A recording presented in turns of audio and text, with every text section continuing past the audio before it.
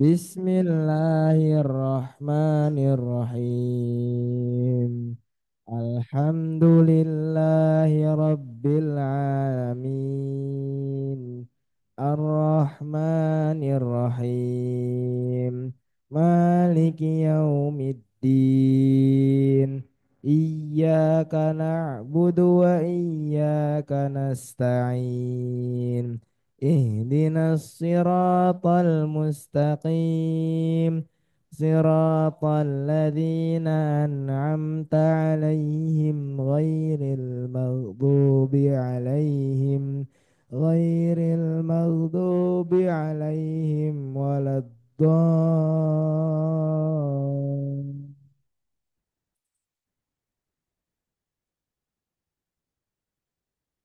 وناديناه من جانب الطور الأيمن وقربناه نجيا ووهبنا له من رحمتنا أخاه هارون نبيا واذكر في الكتاب إسماعيل إنه كان صادق الوعد وكان رسولا نبيا وكان يأمر أهله بالصلاة والزكاة وكان عند ربه مرضيا واذكر في الكتاب إدريس إنه كان صديقا نبيا ورفعناه مكانا عليا أولئك الذين أنعم الله عليهم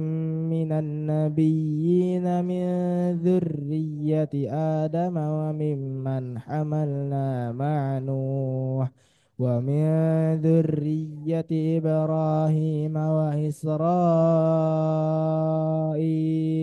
وممن هدينا واجتبينا إذا تتلى عليهم آيات الرحمن خروا سجدا وبكيا فخلف من بعدهم خلف أضاعوا الصلاة واتبعوا الشهوات فسوف يلقون غيا إلا من تاب وآمن وعمل صالحا فأولئك يدخلون الجنة ولا يظلمون شيئا جنات عدن التي وعد الرحمن عباده بالغيب إنه كان وعده مأتيا لا يسمعون فيها لغوا إلا سلاما ولهم رزقهم فيها بكرة وعشيا تلك الجنة التي نورث من عبادنا من كان تقيا وما نتنزل إلا بأمر ربك له ما بين أيدينا وما خلفنا وما بين ذلك وما كان ربك نسيا صدق الله العظيم. Sadaqallahul azim wa sadaqa rasuluhul karim wa nahnu ala dhalika minasyahidina wa syakirina walhamdulillahi rabbil alamin. Alhamdulillah Bapak Ibu dan Prasanti yang berbahagia, sudah kita baca bersama suratul Fatihah dan juga beberapa ayat dari surah Maryam. Mudah-mudahan kelak menjadi syafi'an li ashabihi dan juga tentunya menambah keberkahan di pagi hari ini insya Allah. Ustaz Fatur Rahman dari santri pagi hari ini, apakah sudah ada yang bersedia untuk menyampaikan hasil tadabburnya? Insya Allah akan disampaikan oleh eh, salah satu santri yaitu Muhammad Fadli Idris. Baik.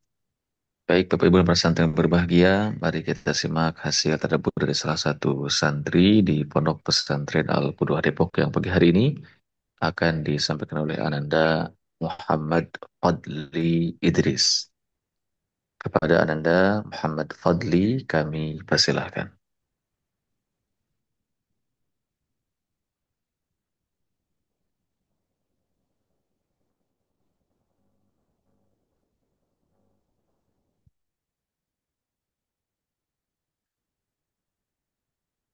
Bismillahirrahmanirrahim. Assalamualaikum warahmatullahi wabarakatuh. Waalaikumsalam warahmatullahi wabarakatuh. Alhamdulillahirabbil alamin.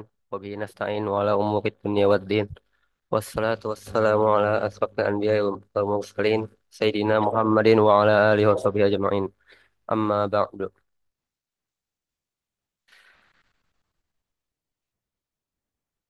Duduknya saya di sini untuk mempresentasikan tadabbur surat Maryam ayat ke-56.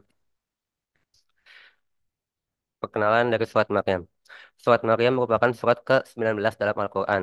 Surat yang terdiri dari 98 ayat ini termasuk ke dalam golongan surat-surat Makkiyah yang diturunkan pada periode Makkah sebelum Nabi Muhammad hijrah ke Madinah. Maryam adalah salah satu surat yang diturunkan pada masa yang paling awal dan merupakan salah satu surah yang dihafal dan dipelajari oleh para sahabat sejak dahulu kala. Topik surah. Di antara topik yang dibahas pada surat Maryam adalah menyebutkan kisah Nabi Zakaria alaihissalam, menyebutkan kisah Maryam dan kelahiran Isa alaihissalam. Yang ketiga, menyebutkan sebagian kisah Nabi Ibrahim alaihissalam dan ayahnya. Yang keempat, merujuk pada sejumlah nabi, termasuk Nabi Musa, Harun, Ismail, dan Idris. Yang kelima, menjelaskan pahala orang-orang yang bertakwa dan siksa orang-orang kafir, serta membuka pintu taubat bagi orang-orang yang bermaksiat. Yang keenam, menceritakan sebagian keraguan kaum musyrik terhadap Al-Quran dan hari kebangkitan, tauhid, serta jawabannya, serta menegakkan dalil-dalil tentang keesaan Tuhan, mengingkari adanya sekutu dan anak, serta menegakkan dalil-dalil tentang kebenaran hari kebangkitan. Yang ketujuh, menjelaskan sebagian kejadian pada hari kiamat. Dan yang kedelapan, surat ini diakhiri dengan kalimat yang sama dengan kalimat awalnya, yaitu pernyataan tentang kecintaan Allah SWT dan kemuliaannya kepada para walinya, dan pernyataan tentang hikmah di balik turunnya Al-Quran, yaitu kabar gembira dan peringatan. Dan selanjutnya menuju tadabbur surat Maryam ayat 56. Izinkan saya membacakannya terlebih dahulu. A'udzu billahi minasyaitonir rajim. Wadhkur fil kitabi Idris innahu kana siddiqan nabiyya.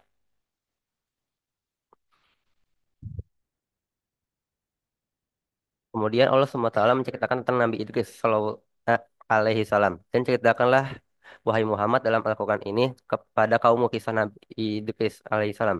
Sesungguhnya dia sangat jujur dalam ucapan dan perbuatannya, dan dia membenarkan dengan keyakinan penuh apa yang datang kepadanya dari kebenaran. Dan dia adalah seorang nabi yang kepadanya telah diutus wahyu, dan kami telah mengangkatnya ke langit keempat. Tafsir tafsir kemenak pada kedua pada kedua ayat ini Nabi Muhammad diperintahkan supaya menerangkan pula sekelumit berita tentang Nabi Idris.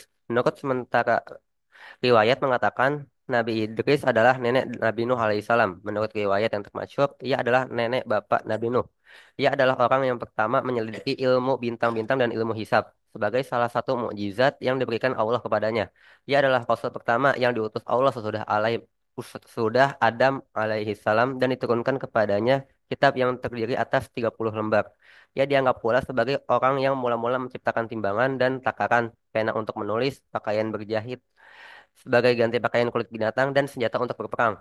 Allah menerangkan pada ayat ini posisi yang tinggi bagi Nabi Idris karena ia adalah seorang yang beriman, membenarkan kekuasaan dan keesaan Allah dan diangkatnya menjadi nabi dan meninggikan derajatnya ke tingkat yang paling tinggi, baik di dunia maupun di akhirat.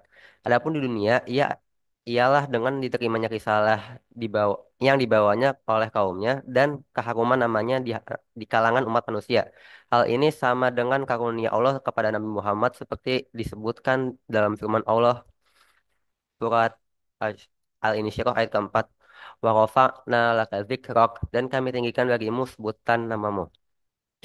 Di akhirat nanti ia ditempatkan di surga pada tempat yang paling tinggi dan mulia, tempat para nabi dan para siddiqin. Seperti tersebut dalam ayat An-Nisa ayat 69. Dan barang siapa menaati Allah dan Rasulnya Nabi Muhammad SAW, maka mereka itu akan bersama-sama dengan orang yang diberikan nikmat oleh Allah, yaitu para nabi, para pecinta kebenaran, orang-orang yang mati syahid dan orang-orang soleh. Mereka itulah teman yang sebaik-baiknya. Tafsir ringkas kemenak. Kisah Nabi Ismail disusul oleh kisah Nabi Idris. Wahai Nabi Muhammad, ceritakanlah kepada umatmu kisah Idris seperti yang diwahyukan kepadamu di dalam kitab Al-Quran. Jelaskanlah bahwa sesungguhnya ia seorang yang sangat mencintai dan melaksanakan kebenaran dalam kehidupannya. Kami memberikannya, kami memberinya anugerah dan menetapkannya sebagai seorang nabi yang memiliki kedudukan yang tinggi. Tafsir Jalalain. Dan ceritakanlah kisah Idris dalam Al-Quran. Nabi Idris adalah buyut Nabi Ibrahim atau ayah kakek Nabi Nuh. Sesungguhnya ia adalah seorang yang sangat membenarkan dan seorang nabi. Mungkin cukup sekian yang bisa saya sampaikan. Kurang lebihnya mohon maaf. Wabillahi taufiq wal hidayah. Wassalamualaikum warahmatullahi wabarakatuh. Waalaikumsalam warahmatullahi wabarakatuh. Jazakallahu khairan kepada Anda Muhammad Fadli yang telah menyampaikan hasil tadabburnya pada kesempatan pagi hari ini. Bapak Ibu dan para santri jamaah Majelis Tadabbur Interaktif Al-Quran yang berbahagia, untuk selanjutnya mari kita simak pembacaan hadis Riyadhus Shalihin yang insya Allah akan disampaikan oleh Ustaz Fathur Rahman. Kepadanya kami persilahkan. Sebelum itu kita simak terlebih dahulu penjelasan tadabbur set lanjutan dari Ananda Muhammad Fadli yang akan disampaikan oleh Ananda Firza Pahlevi.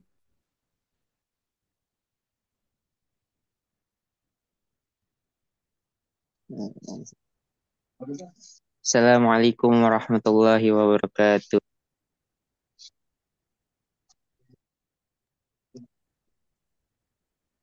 Alhamdulillahirabbil alamin. Alhamdulillahi fatiris samawati wal ardi ja'ilil malaikati rusul. Li ajnihatim mathna wa sulasa wa li ajnihatim masna wa sulasa wa ruba'. Yazidu fil khalqi ma yasha. Innallaha ala kulli syai'in qadir. Perkenalkan, nama saya Muhammad Firda Pahlevi dari kelas 10 SMA ITA Al-Qudwah. Pada pagi hari ini ingin mentadabburi surat Maryam ayat 57. Surat Maryam terdiri dari 90 ayat dan termasuk surat Makkiyah karena hampir seluruh ayatnya diturunkan sebelum Nabi Muhammad hijrah ke Madinah. Bahkan sebelum sahabat-sahabat beliau hijrah ke negeri Habasyah, menurut riwayat Ibnu Mas'ud, Ja'far bin Abi Thalib membacakan permulaan surat Maryam ini kepada Raja Najasyi dan pengikutnya ketika ia ikut hijrah bersama sahabat-sahabat yang lain ke negeri Habasyah. Surat ini dinamai Maryam karena surat ini menyinggung kisah Maryam, ibu Nabi Isa alaihissalam yang melahirkan putranya secara ajaib sebab tanpa melalui proses pernikahan dan pencampuran dengan seorang laki-laki pun. Kelahiran Nabi Isa alaihissalam tanpa ayah merupakan suatu bukti kekuasaan Allah. Pengutaran kisah Maryam sebagai kejadian yang luar biasa dan ajaib dalam surat ini diawali dengan kisah kejadian yang luar biasa dan ajaib pula, yaitu dikabulkannya doa Zakaria oleh Allah Subhanahu wa taala agar beliau dianugerahi seorang putra sebagai pewaris dan pelanjut cita-cita serta kepercayaan beliau. Sedang beliau sudah berusia lanjut dan istri beliau adalah mandul. Sebelum memasuki pembahasan, izinkan saya membacakan ayat yang ingin saya tadabburi, yaitu Quran Surat Maryam ayat 57.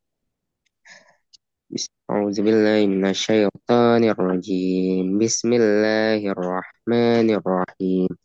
Warafa'nahu makanan 'aliyya. Dan kami telah mengangkatnya ke martabat yang tinggi. Masuk ke fikul goh.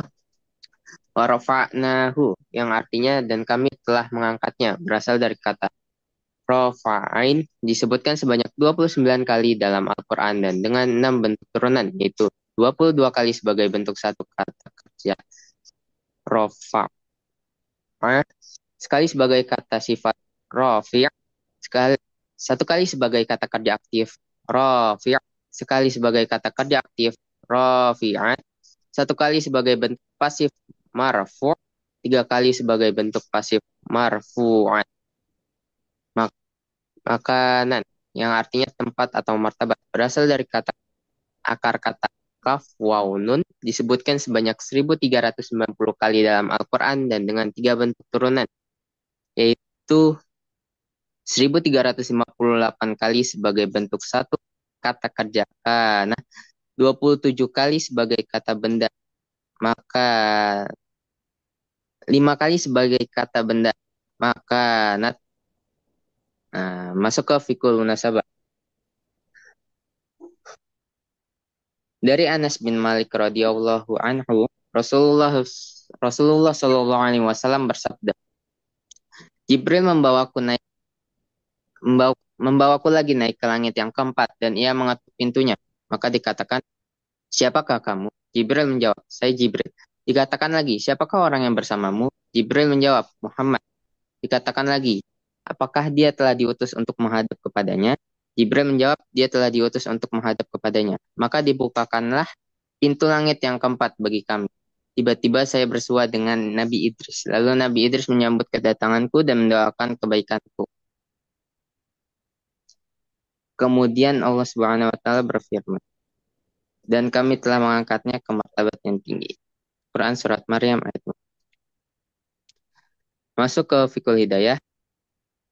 Menurut tafsir Jalalain, dan kami telah mengangkatnya ke martabat yang tinggi, ia masih tetap hidup sampai sekarang bertempat di langit keempat atau keenam, atau ketujuh atau berada di dalam surga. Ia dimasukkan ke dalam surga setelah terlebih dahulu mencicipi rasanya mati lalu dihidupkan kembali. Setelah itu ia tidak mau keluar lagi dari dalam surga. Menurut Mujahid, Allah mengangkat Idris dalam keadaan belum meninggal sebagaimana Isa diangkat. Menurut Al-Hasan dan lainnya, Allah mengangkat Idris ke surga. Disebutkan dalam hadis sahih bahwa Rasulullah SAW ketika Isra Mi'raj bertemu dengan Idris di langit. Dan menurut tafsir As-Sa'di, dan kami telah mengangkatnya ke martabat yang tinggi, Allah meninggikan popularitasnya di seluruh alam. Allah mengangkat derajatnya di antara para hamba yang didekatkan kepada Allah. Jadi beliau insan yang tinggi popularitas dan kedudukannya. Mungkin itu saja dari saya. Kurang lebihnya mohon maaf. Assalamualaikum warahmatullahi wabarakatuh. Waalaikumsalam warahmatullahi wabarakatuh. Baik, jazakallah Ananda Firza yang telah membacakan hadis Afan tadabbur pada kesempatan pagi hari ini. Selanjutnya kita simak pembacaan hadis Rasulullah yang akan disampaikan oleh Ustaz Fatur Rahman. Kepadanya dipersilahkan.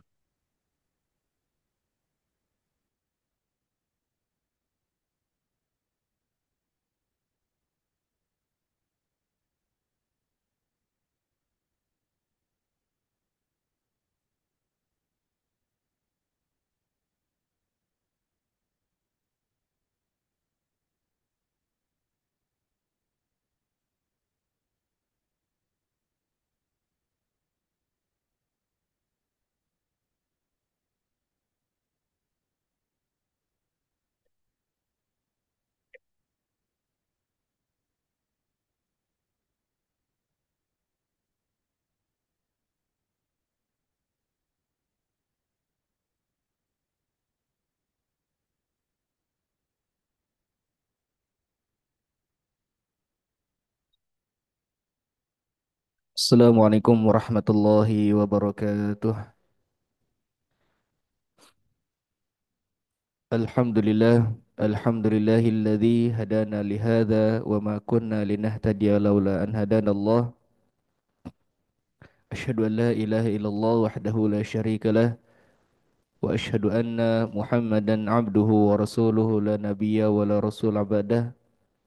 Allahumma salli wa sallim wa barik ala sayyidina Muhammadin wa ala alihi wa sahbihi wa man tabi'ahum bi ihsanin ila yaumiddin amma ba'd. Hadratul Mukarramin Fadilatul Ustad Dr. Kiai Haji Amang Syafruddin LCMM,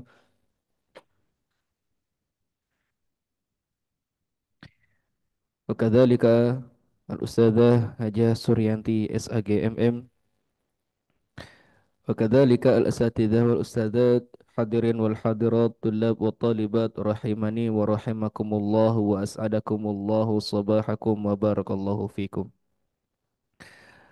Pada pagi hari ini kita akan melanjutkan pembacaan hadis dalam kitab Riyadhus Shalihin dan kita masuk ke dalam hadis yang ke 1882. Qala al-mu'allif rahimahullah wa nafa'na bihi wa bi'ulumihi fid dharaini amin. Wa an ibni Abbas radhiyallahu anhuma, dan dari Ibnu Abbas radhiyallahu anhuma qala, ia mengatakan qala Rasulullah sallallahu alaihi wasallam, Rasulullah sallallahu alaihi wasallam bersabda, man lazimal istighfara ja'alallahu lahu min kulli dhikin makhraja.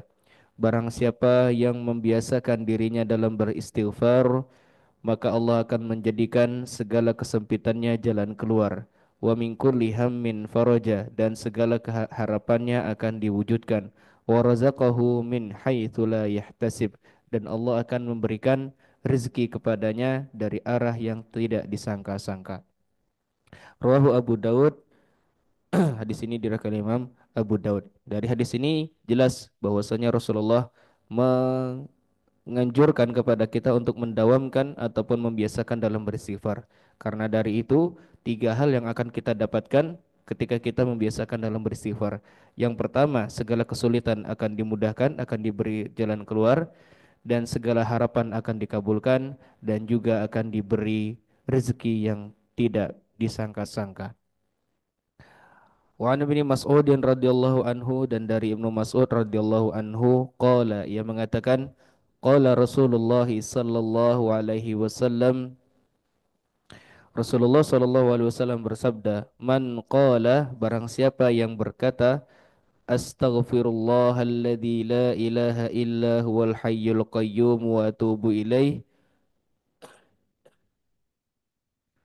aku memohon ampunan kepada Allah, Tuhan yang tiada Tuhan selain Dia, yang maha hidup dan juga yang maha perkasa. Wa atubu ilaihi, dan aku bertaubat kepadanya. Ghufirat dzunubuhu wa in kana qad farra minaz zahfi, maka akan diampuni segala dosa-dosanya sekalipun dosa tersebut adalah lari dari medan perang. Rawahu Abu Daud wa Tirmidzi. Hadis ini direkam Abu Daud dan juga Tirmidzi. Maka ketika kita memahami dalam hadis ini makna dari diampuninya segala dosa sekalipun itu lari dari medan perang, ya perlu diperhatikan apa yang menjadi tujuan dia lari dari medan perang tersebut. Apakah memang disengaja atau memang takut kematian atau segala macamnya.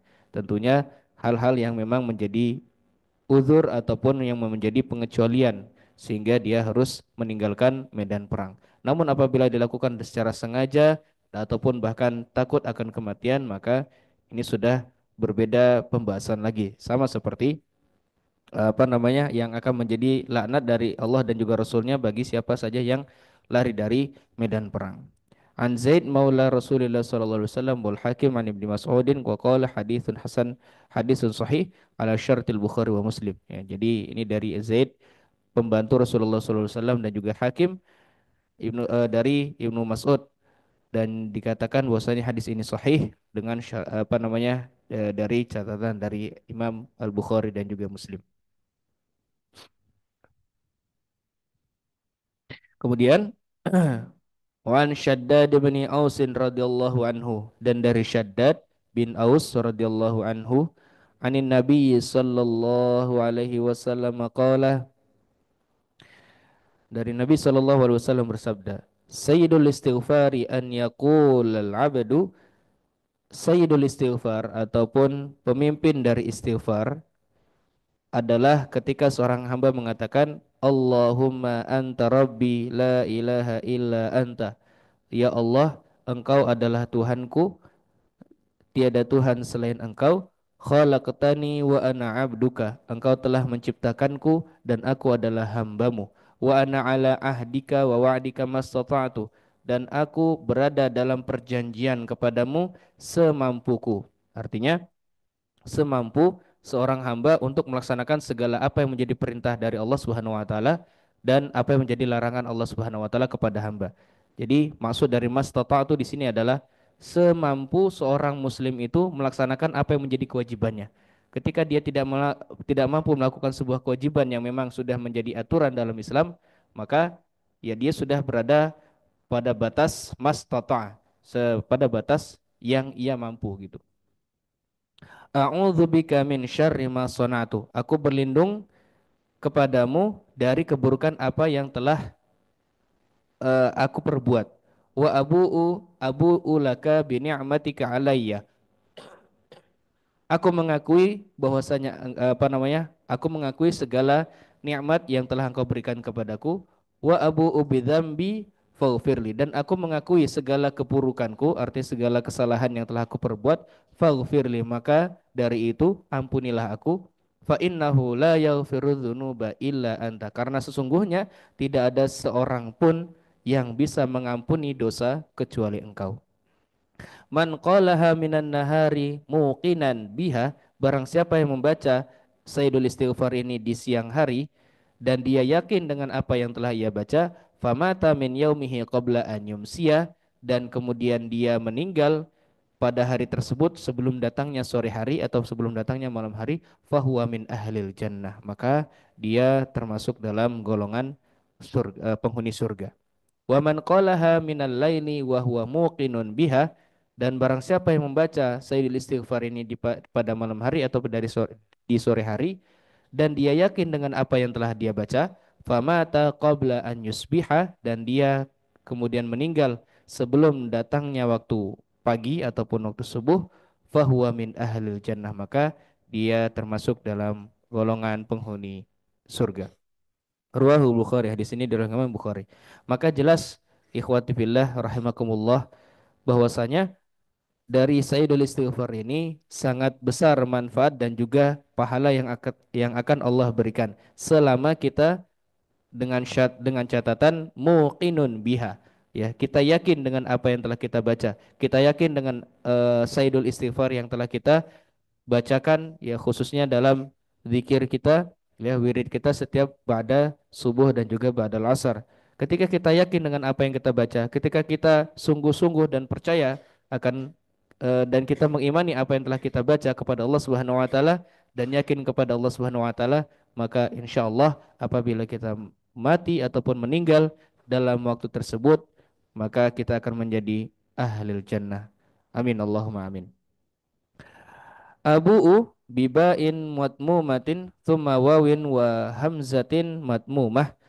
Adapun abu'u itu dengan ba yang berharokat dhammah dan juga waw yang dan juga hamzah yang berharokat dhammah, wa ma'nahu uqirru wa a'tarifu, ya, maknanya adalah aku mengakui, a'tarif, jadi aku mengakui, ya, apa yang telah sebagaimana di dalam Sayyidul Istighfar yang di atas.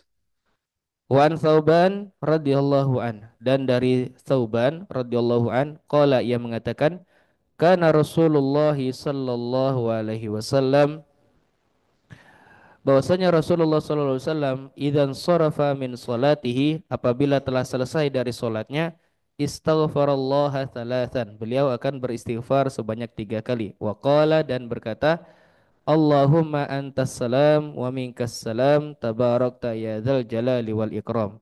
Ya Allah, Engkaulah yang memberikan keselamatan dan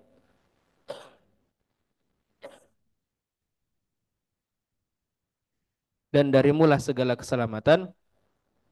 Tabarakta ya dzal jalali wal ikram. Ya, segala apa namanya? Pujian hanya kepadamu, wahai zat yang maha agung dan maha mulia.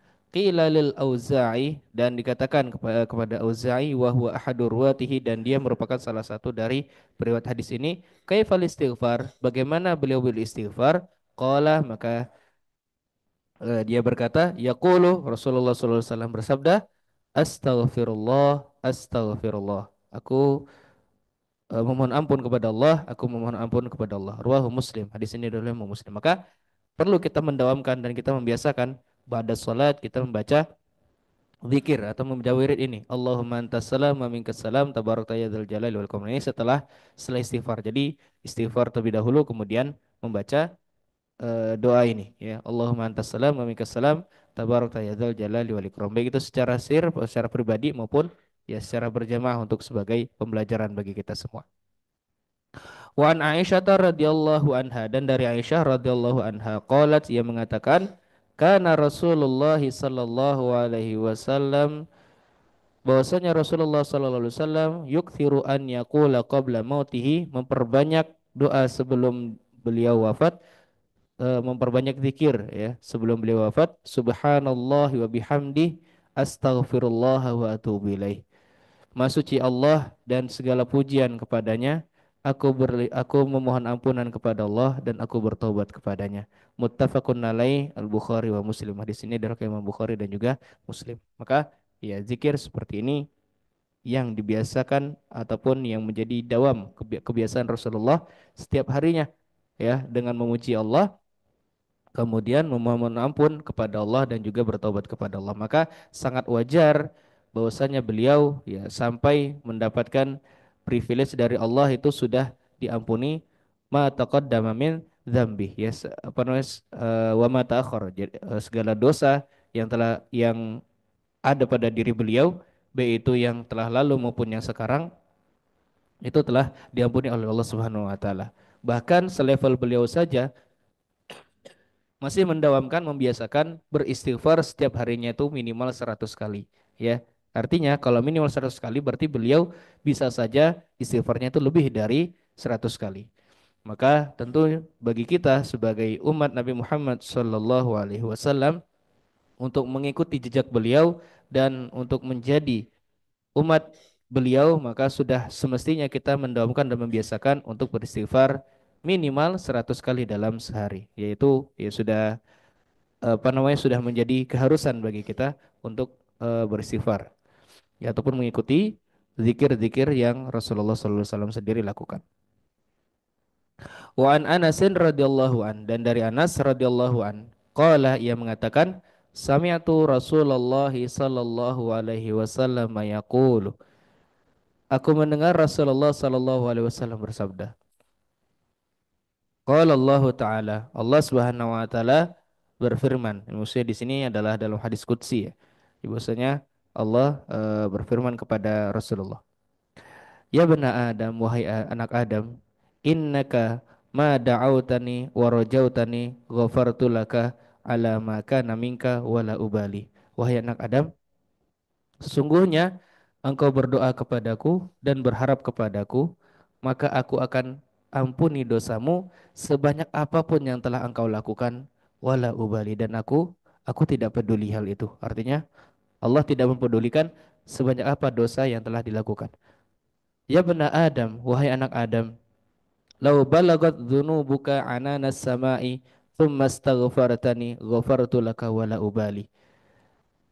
Seandainya engkau datang kepadaku dengan dosa sebanyak ya apa namanya ananas sama ya, maksudnya sebanyak eh, setinggi langit ya, artinya apa namanya seluas langit. Tsumastaghfartani, dan kemudian engkau datang kepadaku dan memohon ampun kepadaku, ghafartu laka, maka aku akan mengampunimu wala ubali, dan aku tidak akan mempedulikan hal tersebut.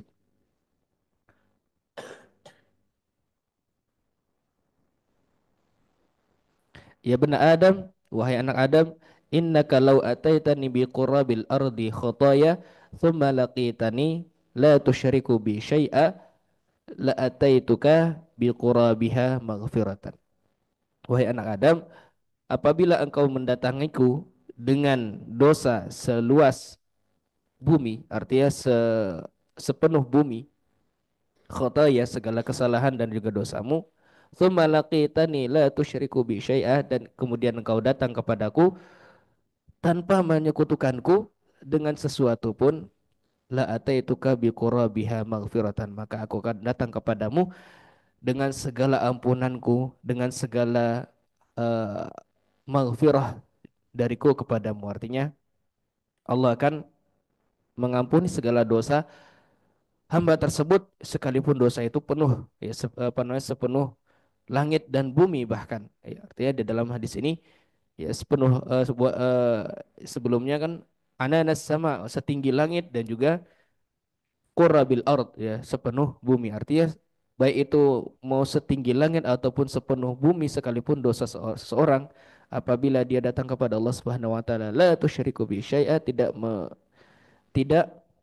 menyekutukanku dan tidak syirik kepadaku, tidak melakukan kesyirikan kepadaku, ya maka Allah akan mengampuni segala dosa tersebut wala yubali, dan dia tidak akan menghiraukan, dia tidak akan peduli dengan dosa-dosa tersebut, maka Allah pasti akan mengampuni dosa hamba tersebut.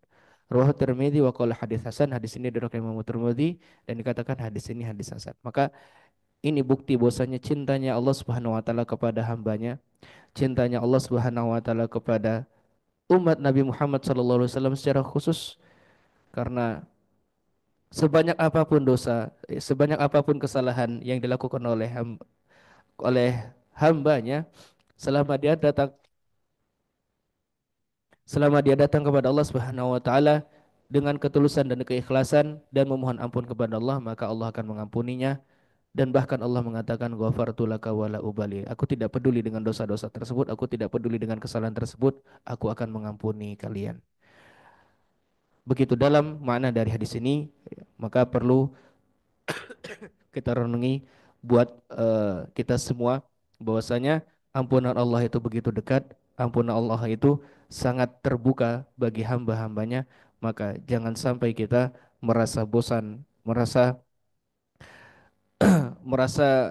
lelah untuk beristighfar dan juga memohon ampun kepada Allah Subhanahu wa taala.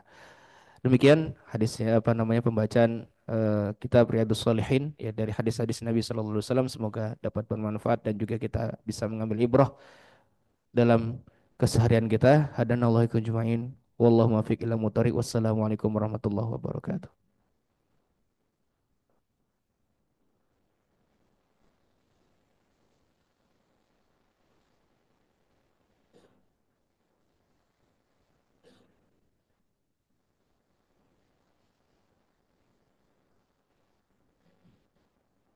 Baik, jazakallahu khair Ustaz Fatur yang telah membacakan hadits sholihin pada kesempatan pagi hari ini.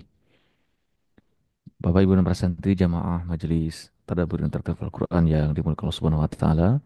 Selanjutnya mari kita simak bersama kajian tadabbur Al-Quran, tadabbur surah Maryam yang insya Allah akan disampaikan oleh guru kita semua, Fadilatul Ustaz Dr. Kiai Haji Amang Syafruddin LCMM. Kepadanya kami persilahkan.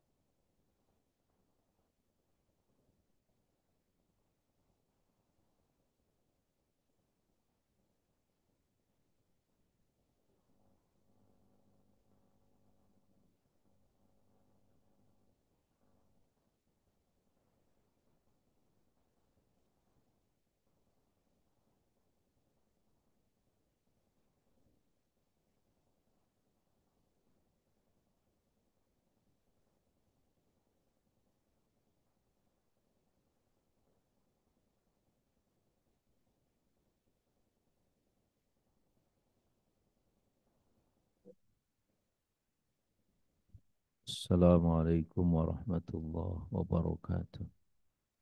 Waalaikumsalam warahmatullahi wabarakatuh. الحمد لله الذي هدانا لهذا وما كنا لنهتدي لولا أن هدانا الله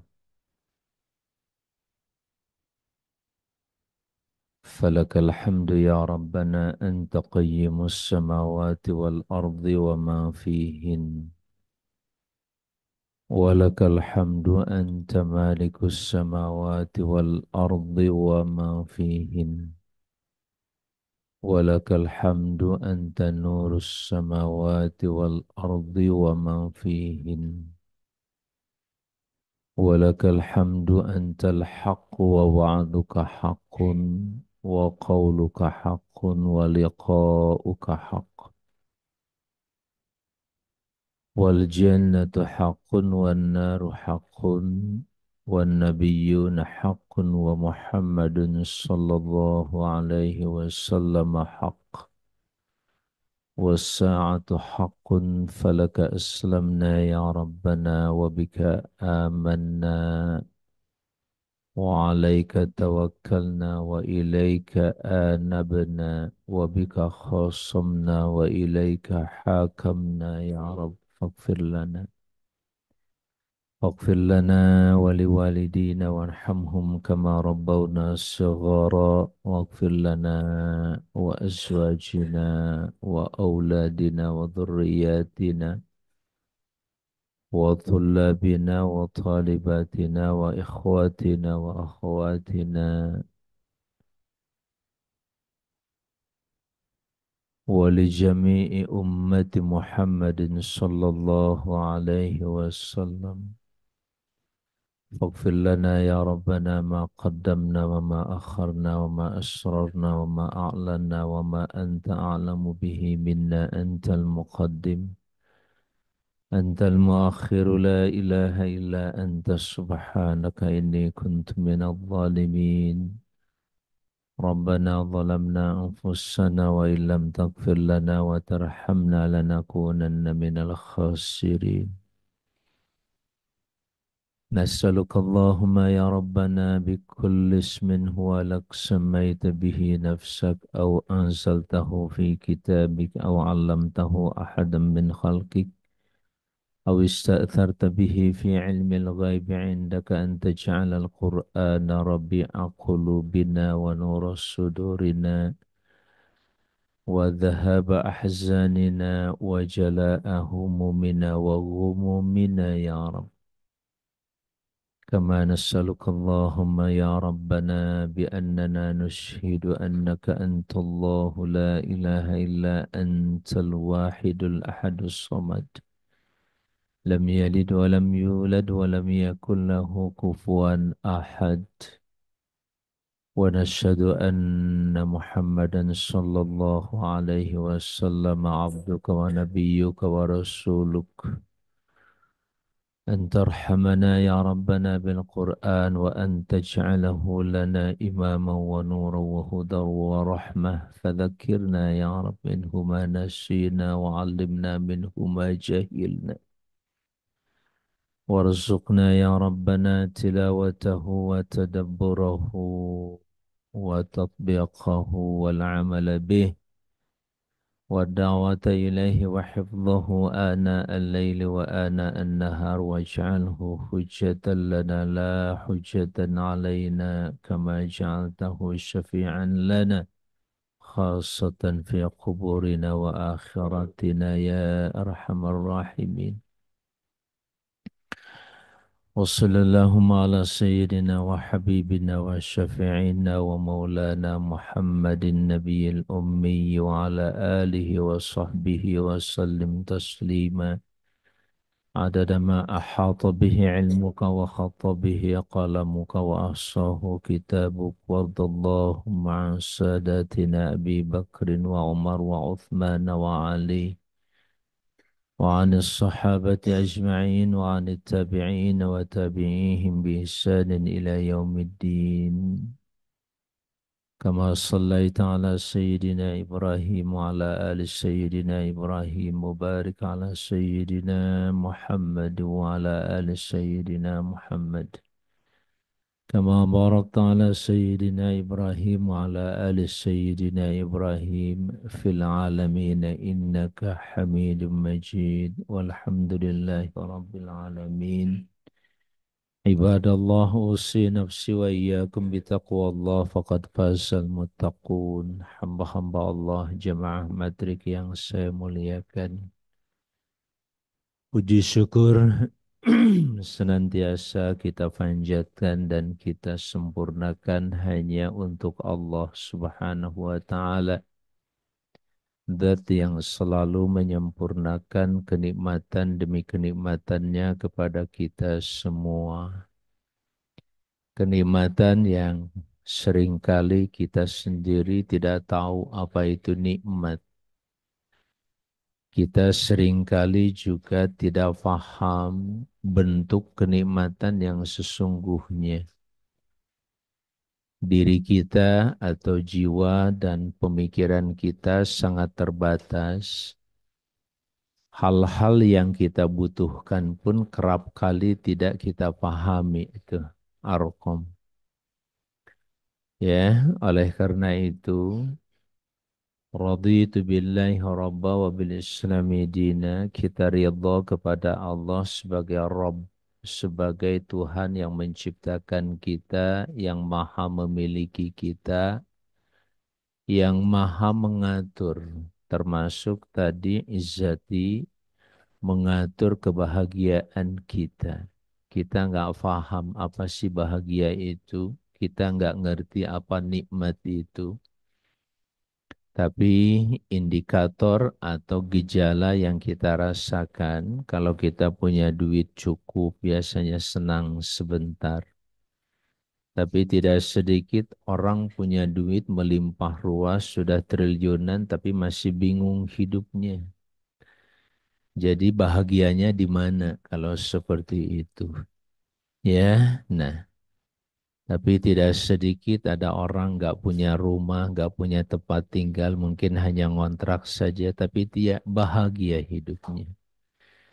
Ya, senang, bisa menikmati kehidupan ini dengan baik. Itulah pentingnya kita terus mengkaji. Mengkaji kehidupan demi kehidupan yang secara gamblang, secara jelas dan secara rinci bahkan Allah menggambarkan tentang kehidupan itu di dalam kitab sucinya Al-Quranul Karim maupun sunnah Rasulnya Muhammad Sallallahu Alaihi Wasallam. Menjelaskan kepada kita apa itu kehidupan yang disebut hayatan thayyibah, kehidupan yang baik. Kenapa? Karena sangat wajar Allah tahu persis tentang kehidupan ini karena Dia adalah yang menciptakannya. Alladzi khalaqal mauta wal hayata. Dialah Allah yang telah menciptakan kematian dan kehidupan. Saudara-saudaraku sekalian, sadar tidak sadar hidup kita ini hanya antara kematian dan kehidupan. Asal kita mati, kematian kita tidak berbentuk apa-apa, ya, atau hanya sekedar tanah. Saya berasal dari tanah yang mengeluarkan tumbuhan, tumbuhan itu kemudian dimakan oleh orang tua saya. Dari makanan itu kemudian Allah sisihkan yang namanya air mani. Dari air mani itulah saya kemudian diciptakan Allah Azza wa Jalla. Jelas asalnya saya tidak ada sama sekali. Maka Allah mengadakan saya menjadi ada, bahkan menjadi hidup. Khalaqal mauta wal hayata. Dari asal mati tidak ada sama sekali. Kemudian Allah ciptakan saya menjadi ada dan saya hidup. Setelah kehidupan ini Allah pun akan mematikan saya kembali nanti dalam waktu yang singkat. Kematian yang singkat. Ya, tapi untuk ukuran dunia selesai sudah disebut orang mati. Tapi untuk ukuran akhirat kita hanya mati itu melewati pintu gerbang saja. Gerbang dunia memasuki akhirat. Gerbangnya itu hanya kematian. Nah, begitu kita lewat gerbang itu maka kita masuk pada kehidupan yang baru. Kehidupan yang lebih pasti dan lebih abadi namanya kehidupan akhirat. Dimulai dengan ya transit alam barzakh, alam transit, alam pemisah antara dunia dan akhirat namanya alam barzakh. Alam transit, alam di mana kita menunggu. Penantian kita terhadap hari kiamat di situ juga tergantung amal soleh. Kalau amal solehnya cukup melimpah ruah, cukup baik luar biasa, waktu di dunianya tuh umai, maka dia akan merasakan betapa tidak lama atau sebentarnya kehidupan alam barzakh itu. Ya, Ibarat saya transit di satu negara, transitnya nggak sebentar, misalkan sampai 2 hari. Tapi begitu masuk ke negara tersebut, saya langsung jalan-jalan di negara itu, nggak terasa tuh 2 hari. Ya, langsung kemudian naik pesawat lagi. Tapi kalau orang datang ke sana, walaupun transitnya hanya 5 jam misalkan atau 3 jam, tapi di situ terus ya, di dalam bandara, nggak jalan-jalan di negara tersebut, maka akan merasakan bosan. Nunggu 3 jam, nunggu 5 jam itu bosan. Ya, waktu transit itu. Nah, itulah Bapak Ibu yang saya muliakan. Jadi kalau kita punya teman, punya sahabat, dari mana sahabat dan teman itu Zulfan? Dari sholat kita, dari puasa kita, nanti menjelma menjadi sahabat-sahabat yang menemani kita di alam kubur kita. Dari Quran yang selalu kita baca hadir menemani kita menjadi syafi'an syafaat buat kita yang menolong kita, maka selama apapun kita di alam barzakh itu tidak akan terasa. Ya, bahkan terasa singkat sekali. Nah, seperti itulah kehidupan. Kita juga kadang-kadang kalau bermimpi, bermimpinya mungkin hanya setengah jam saja, tapi dalam mimpi itu seperti kita melakukan penjelajahan luar biasa. Ya, atau mimpinya hanya 1 menit saja, tapi 1 menit itu seperti 1 hari, 2 hari, begitu. Nah, itulah kehidupan Bapak Ibu yang saya muliakan. Di dalam menghadapi kehidupan dan mengisi kehidupan itulah Allah membimbing kita yang terpenting bagaimana cara hidup dan cara mati.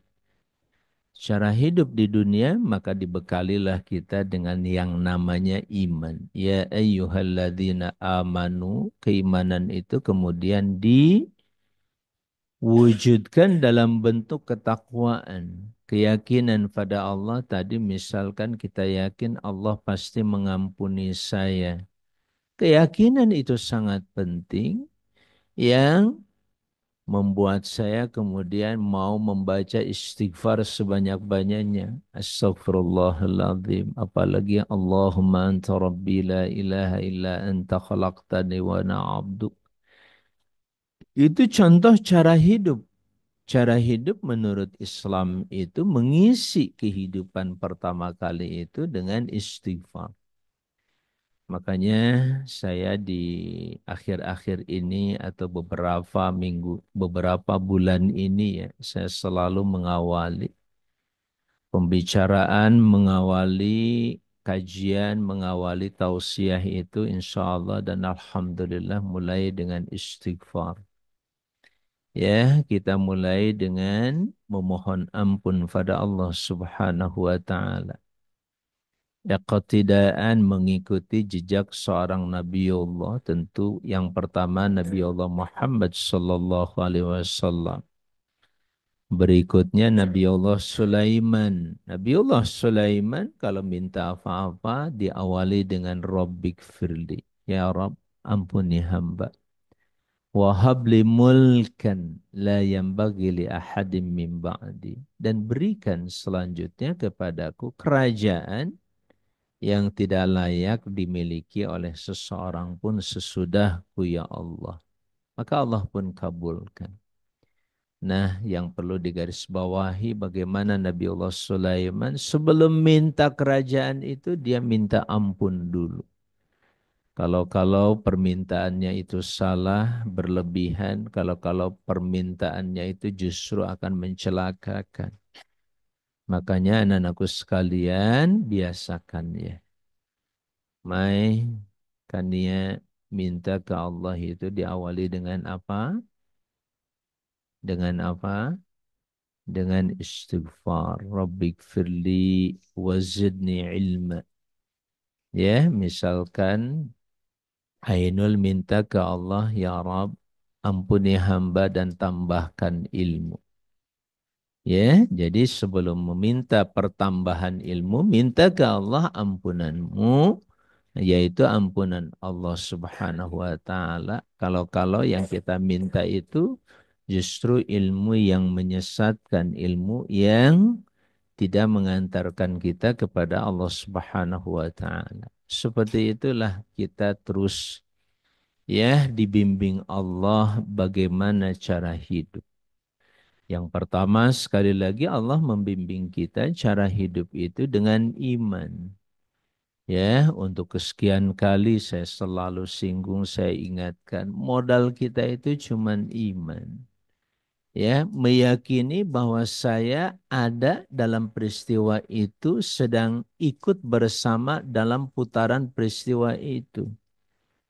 Ya, karena itu yang sesungguhnya terjadi. Saya sering contohkan pengajian ini, dengan atau tanpa saya, kalau ini sudah menjadi ketetapan Allah, maka akan berlanjut. Tapi rugi kalau saya tidak ikut dalam pengajian ini. Ya, itu. Ya, matrik ini Bapak Ibu sekalian, terutama untuk teman-teman saudara-saudaraku yang di Zoom ya, para sivitas akademika yang ada di Zoom, saya sampaikan untuk kesekian kali bahwa dengan atau tanpa Bapak Ibu sekalian, dengan atau tanpa kita, insya Allah majelis ini akan tetap bergulir. Akan tetap ya berjalan insya Allah. Jadi jangan berpikir bahwa majelis ini butuh kita. Ya, berpikirlah bahwa kita yang butuh majelis ini, Bapak Ibu sekalian yang saya muliakan.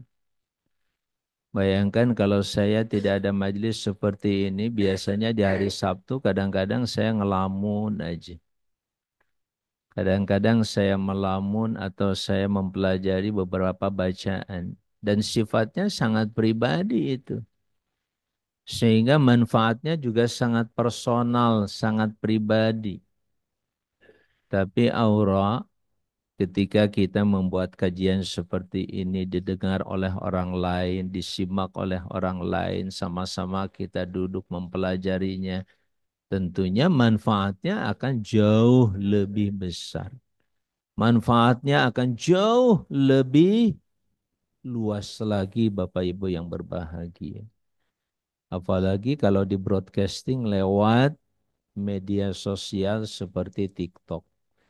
Ya, terima kasih kepada seluruh yang sudah bergabung di TikTok maupun baik yang di khas TikTok maupun yang di Inshop TikTok, juga di Akils Al-Qudwah Islamic Life School TikTok, dan satu lagi di Al-Qudwah TikTok. Ya, jazakumullah atas kehadiran. Mohon maaf saya tidak sapa satu persatu di sini. Nah, manfaatnya jauh lebih besar.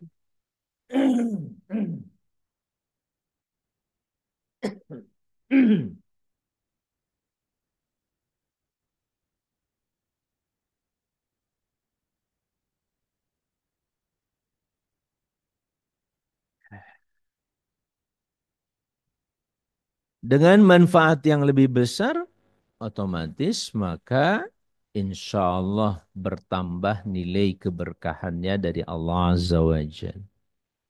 Semakin berkah. Jadi mohon maaf kadang-kadang kita cuekan ya dengan matrik ini, ya sudahlah aku cuma nongol aja, apalagi kalau hanya sekedar di diworo-woro atau digiring-giring oleh Umi, ya sudahlah aku hadir. Tapi tidak dengan hati, tidak dengan pikiran, tidak dengan simaan, menyimak, ya, mendengarkan dengan baik, membaca ikut membaca, kalau ada bacaan di situ ikut membacanya dengan baik. Ya, semua kembali kepada ya apa yang kita lakukan Bapak Ibu sekalian yang saya muliakan. Dan pastikan semuanya kemarin sudah disinggung, kita pasti akan mengalami kerugian. Ya, jangankan yang tidak terlibat dalam kajian ini, jangankan ada orang yang cuek dengan kajian ini, sekedar saja muncul begitu ya. Yang serius pun pastikan yang mencatat, yang menyimak, yang mendengarkan solihah misalkan, nanti sama-sama rugi tuh baiti. Ya, sama-sama rugi. Yang sungguh-sungguh rugi, apalagi yang malas-malasan pun rugi. Yang malas-malasan tidak dapat apa-apa, yang giat gesit pun cuma dapat segini, kata siapa? Ya, kata Fadli, saya cuma dapat satu halaman, dua halaman. Padahal Ustadz bicara itu biasanya 1 jam. Seharusnya aku dapat 10 halaman minimal. Aku simak, aku ikuti perkataan dan pembicaraannya itu dari satu ke satu yang lain. Dari yang saya paparkan ini saja sudah sangat banyak. Ya, tadi saya sampaikan betapa kita manusia tidak mengerti arti suatu kebahagiaan. Maka serahkan pada Allah yang maha tahu apa itu bahagia. Yang kedua, kita juga tidak paham apa itu arti dari kehidupan itu sendiri. Maka kita pun balik lagi ke Allah untuk belajar tentang kehidupan sebab Allah yang telah menciptakan kehidupan itu. Sebagai pencipta, maka pasti Allah tahu persis apa itu kehidupan. Dan ternyata dengan Al-Quranul Karim, kita bisa memahami makna kehidupan yang sesungguhnya itu. Ya, sekali lagi dengan Al-Quran dan Sunnah Rasulullah Sallallahu Alaihi Wasallam kita memahami makna kehidupan. Apa itu kehidupan yang sesungguhnya? Nah, dari kehidupan setelah kita pahami duduk persoalan hidup itu, maka kita pun bisa membedakan mana kehidupan yang pasti, kehidupan yang pasti, kehidupan yang benar-benar akan terjadi pada kehidupan kita dan mana kehidupan yang hanya sekedar fenomena. Fenomena yang sering saya singgung sebagai gejala aja. Gejalanya, oh kalau saya punya duit sekian-sekian kayaknya saya senang, saya bahagia. Ternyata tidak juga. Ya, ada orang yang saya katakan tadi begitu sederhana, rumah pun nggak punya, dia hanya ngontrak, bahkan kadang-kadang dia cuman pakai gerobak saja, tapi dia bisa menikmati hidup. Dia tidak ada beban. Sementara kita yang punya rumah, punya mobil, segala macam, selalu berpikir beban-beban yang selalu harus diatasi oleh kita. Beban apa? Beban beli bensin, beban bayar apa itu? Bayar listrik, beban bayar air, segala macam. Nah, itu semuanya juga akan menjadi bagian dari kehidupan kita, anak-anakku sekalian. Nah, oleh karena itu, ketika kita memahami mana kehidupan menurut Allah dalam Quran dan Sunnah Rasulnya, maka Allah Subhanahu wa Ta'ala menjelaskan kepada kita tentang hakikat kehidupan itu, terutama yang tadi itu baiti. Mana yang pasti dan mana yang abadi, mana yang hanya sekedar fenomena gejala kehidupan saja, terutama di dunia ini. Bukan sesungguhnya, ya, bukan kepastian, tapi hanya kemungkinan. Nah, dengan demikian, maka lahirlah di dalam cara berpikir Islami itu yang namanya fikih prioritas. Masih ingat apa itu fikih prioritas? Hah? Zul? Apakah fikih prioritas itu?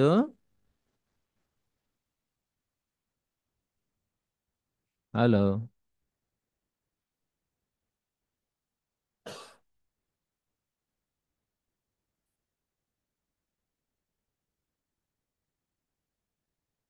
Apa Zul fikih prioritas? Masih ingat fikih prioritas? Apa itu?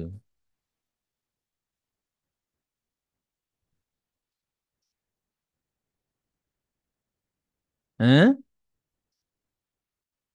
Oke. Jadi fikih prioritas itu pemahaman tentang bagaimana kita mendahulukan sesuatu dari yang lainnya. Ya, perhatikan. Ustadz sering memperhatikan kalian misalkan dalam sekolah ini.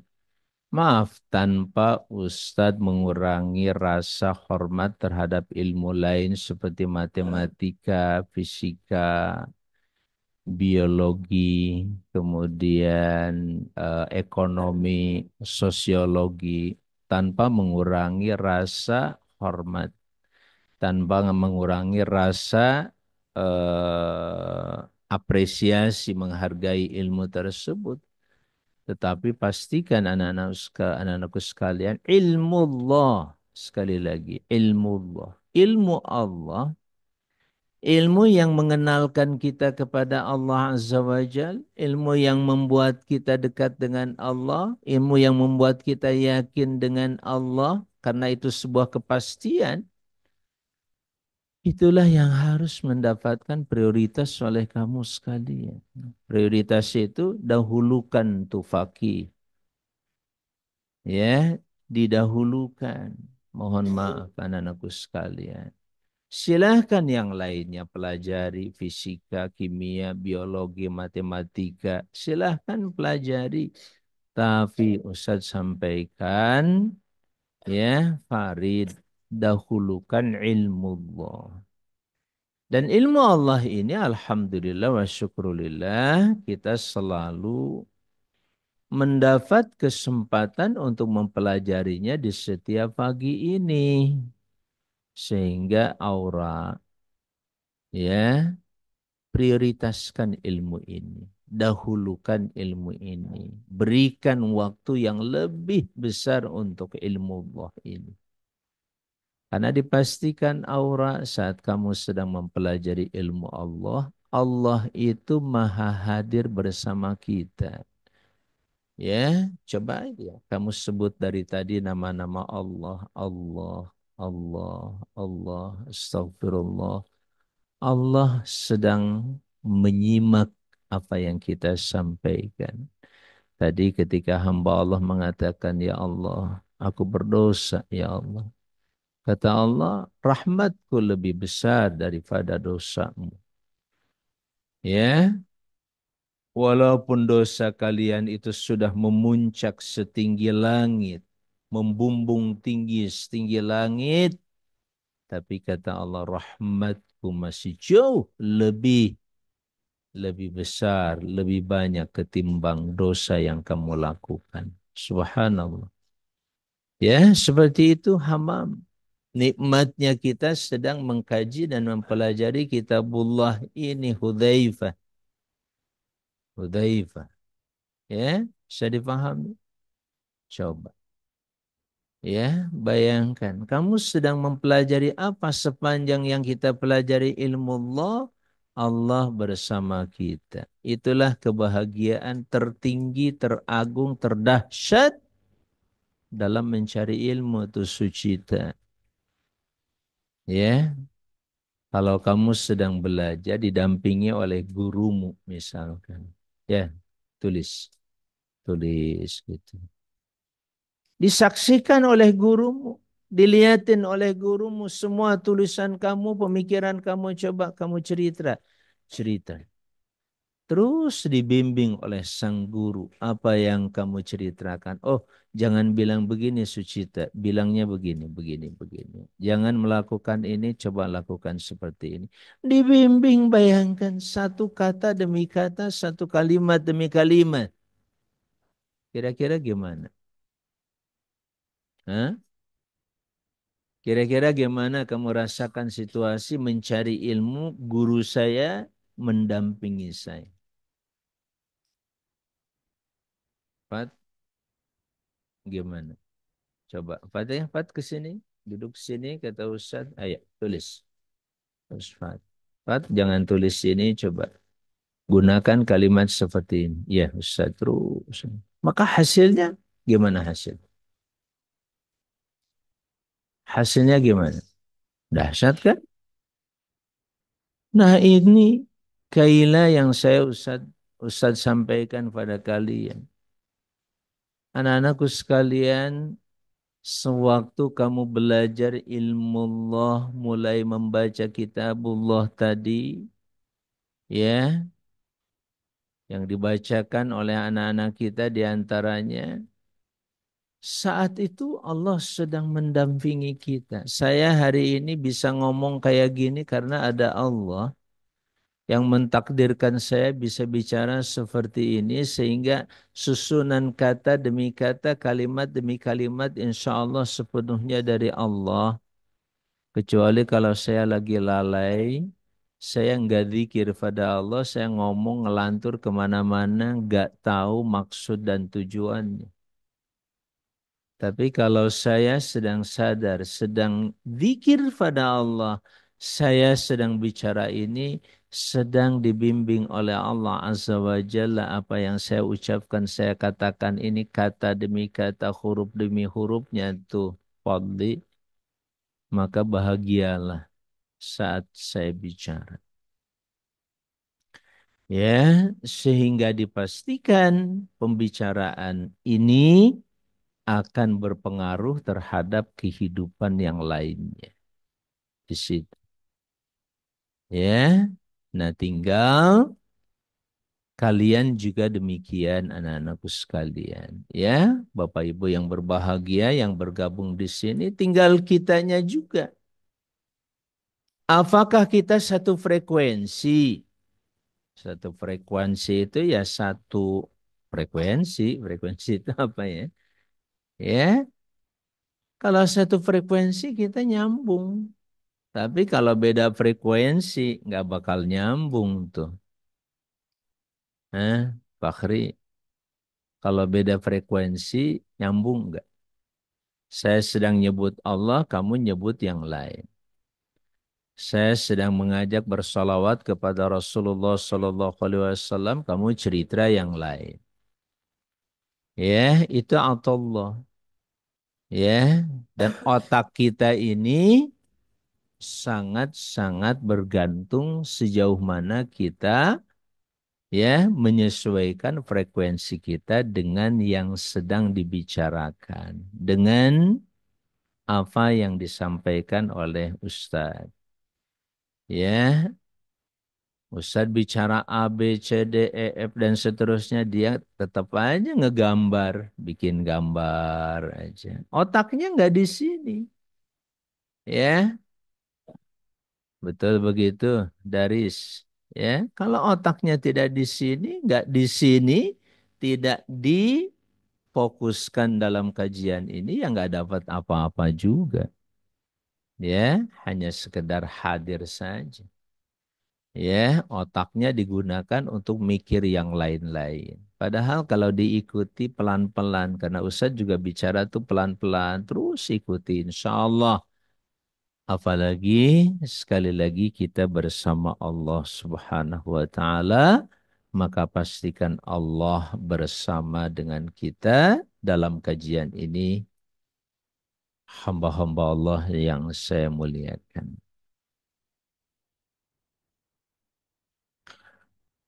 Nah, ketika Allah Subhanahu wa taala berfirman kepada kita, A'udzubillahi minasyaitonir rajim. فخلف من بعدهم خلف أضاعوا الصلاة واتبعوا الشهوات فسوف يلقون غي. Fakhalafa maka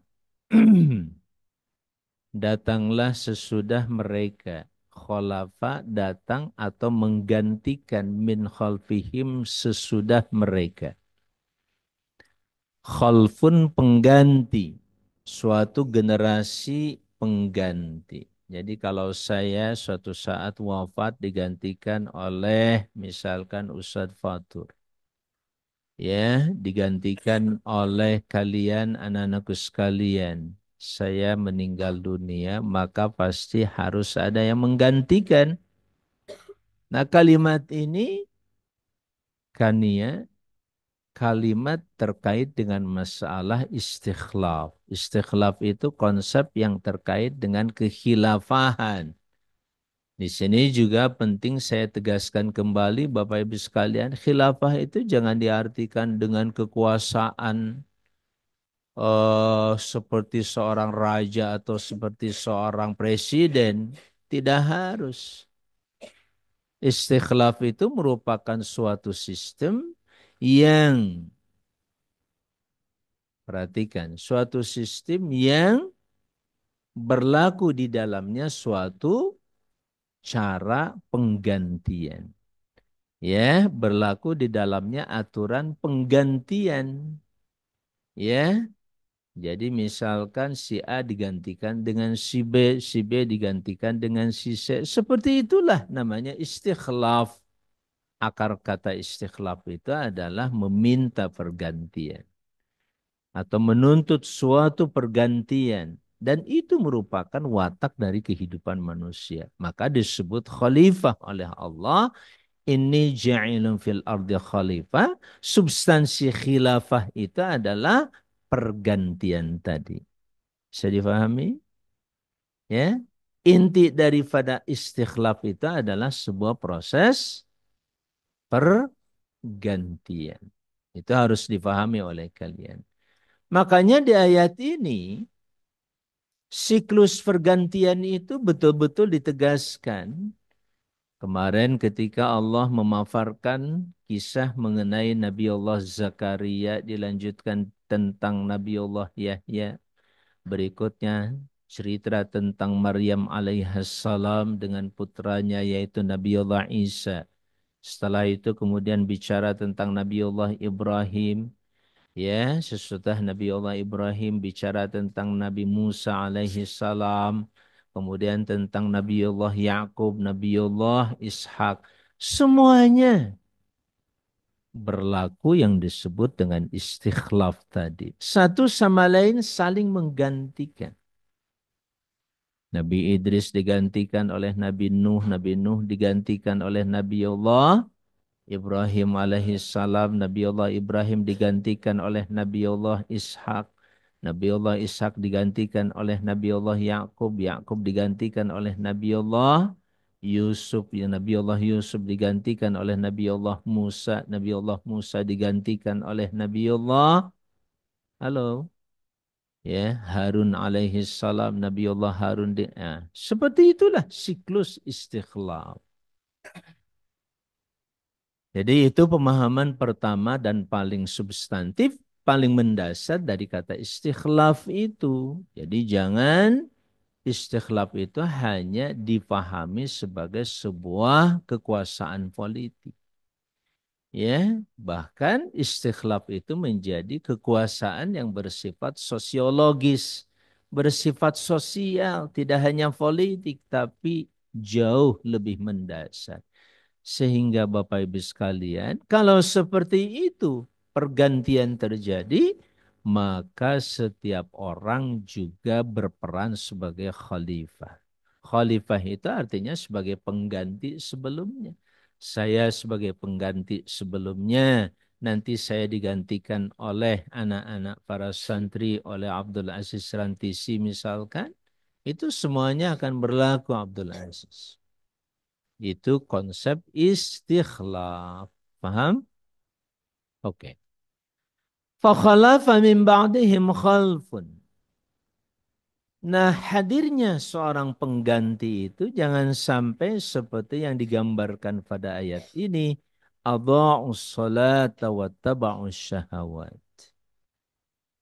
Ya, anak-anakku sekalian perhatikan di sini. Penting mengingatkan kembali fakih generasi pengganti yang menggantikan saya, misalkan generasi-generasi pengganti itu pertama kali karakteristiknya itu jangan sampai menyia-nyiakan sholat. Itu yang pertama kali. Ya, dan Ustadz sudah buktikan di asrama ini, di pesantren ini, kapan saja ada santri atau ustadz yang agak menyia-nyiakan sholat. Ya, Qomat sudah dikumandangkan, dia masih santai saja, baru wudhu. Ya, pastikan dia akan wattaba'us syahwat, maka cenderung dia mengikuti syahwat. Betul tidak, Faris? Ya, coba. Apa yang membuat dia santai kalau bukan syahwatnya? Ya, sudah diikomahi, sudah komat. Dia baru berangkat. Dia baru wudhu. Ini anak-anakku sekalian perhatikan. Ini nasihat Ustadz pada kamu. Ya, perhatikan sholat yang pertama kali ini. Ya, betapa banyak ayat maupun hadis yang mengingatkan tentang sholat itu sebagai pusat dari seluruh permasalahan hidup. Hadis yang mengatakan awwalu ma yuhasabu bihil abdu yaumal qiyamati as-salatu. Ya, Fatir ingat. Yang pertama kali nanti dihisab oleh Allah di hari kiamat orang itu adalah sholatnya. Yang dicek tuh sholatnya dulu. Gimana sholatnya? Sholatnya dilakukan dengan baik sebelumnya. Dia selalu memperhatikan sholat atau tidak? Oh enggak. Ya, adzan dikumandangkan masih ngobrol main sana sini. Ingat Farid, ya, jangan sekali-kali seperti itu. Ya, kalau sholatnya dilalaikan, maka seluruh amal yang lainnya pun pasti dilalaikan. Makanya di sini langsung saja Allah sebutkan, ketika mereka melalaikan sholat, maka yang terjadi adalah ittiba'us syahwat. Mufid, mufid. Kalau sholat sudah dilalaikan, maka berikutnya akan muncul ittiba'us syahwat. Apa arti ittiba'us syahwat? Mengikuti syahwat. Syahwat apa? Akhirnya syahwat malas. Syahwat nggak mau belajar. Oleh karena itu saya dengan Ustadz Fatur paling tidak berjuang memperbaiki kita itu mulai dari sholat. Ya, saya minta anak-anakku sekalian yuk perbaiki sholatnya dengan baik. Perhatikan waktu sholatnya, perhatikan kapan adzannya, kemudian iqamatnya. Kamu berikan perhatian, prioritaskan, dahulukan. Ya, untuk sholat. Sedang sibuk, lepaskan kesibukannya langsung berwudu. Setelah berwudu, kemudian siap-siap sholat. Diawali dengan sholat sunnah. Ya, sholat sunnah qabliyah itu seluruhnya ada. Ya, sholat ba'diyah saja. Hanya 3 yang ada, 2 tidak ada. Tapi kalau qabliyah, seluruhnya ada. Hanya ada yang rawatib, ada yang non rawatib. Yang rawatib itu ya sebelum sholat duhur 4 rakaat. Ya, kemudian sebelum sholat subuh itu yang rawatib. Sebelum sholat asar bukan rawatib tapi bagus kalau dilaksanakan ainul. Sebelum sholat maghrib bukan rawatib tapi bagus kalau mau digunakan atau mau dikerjakan. Begitupun sebelum sholat isya itu juga bukan rawatib tapi bagus kalau kita kerjakan. Ya, itu contoh. Perhatikan tuh, fakih. Semua waktu sholat. Perhatikan sholat sunnahnya, kemudian saat menjalankan sholat juga fokus. Jangan ada yang tiduran ngantuk. Ustadz masih sangat sering melihat anak-anakku sekalian lagi sholat subuh terutama, tidur dia. Ya, maaf ya. Apa sih maunya kalau masih seperti itu? Masa sih nggak bisa nahan waktu sholat untuk tidak tidur? Farid, apa sih enaknya tidur waktu sholat? Itu hanya kelalaian saja. Jelas sampai di situ. Fasawfa yalqawna ghayya. Maka pastikan kata Allah di sini berlaku bukan hanya pada masa lalu, ya, adha'us salat wa taba'us syahawat ini, tapi juga dampaknya akan terjadi pada siapapun dan kapanpun melakukannya. Apa? Fasawfa yalqawna ghayya. Perhatikan anak-anakku sekalian dua hal ini saja. Yang pertama, jangan sia-siakan sholat. Yang kedua, jangan ikuti syahwat. Kalau kamu ikuti dua-duanya, melalaikan sholat, menyanyiakan sholat, dan kemudian kalian ya mengikuti syahwat, maka kata Allah, fasaufa yalqawna ghayya, maka dia akan menemukan kelak yang disebut dengan ghayya, kesesatan. Jauh dari petunjuk Allah Subhanahu wa taala. Ya, jadi anak-anakku sekalian, sederhana sekali konsep dalam Islam itu. Nggak ada yang susah. Ya, jadi perhatikan sholat. Jangan ikuti syahwat, maka selalu kamu mendapatkan petunjuk Allah.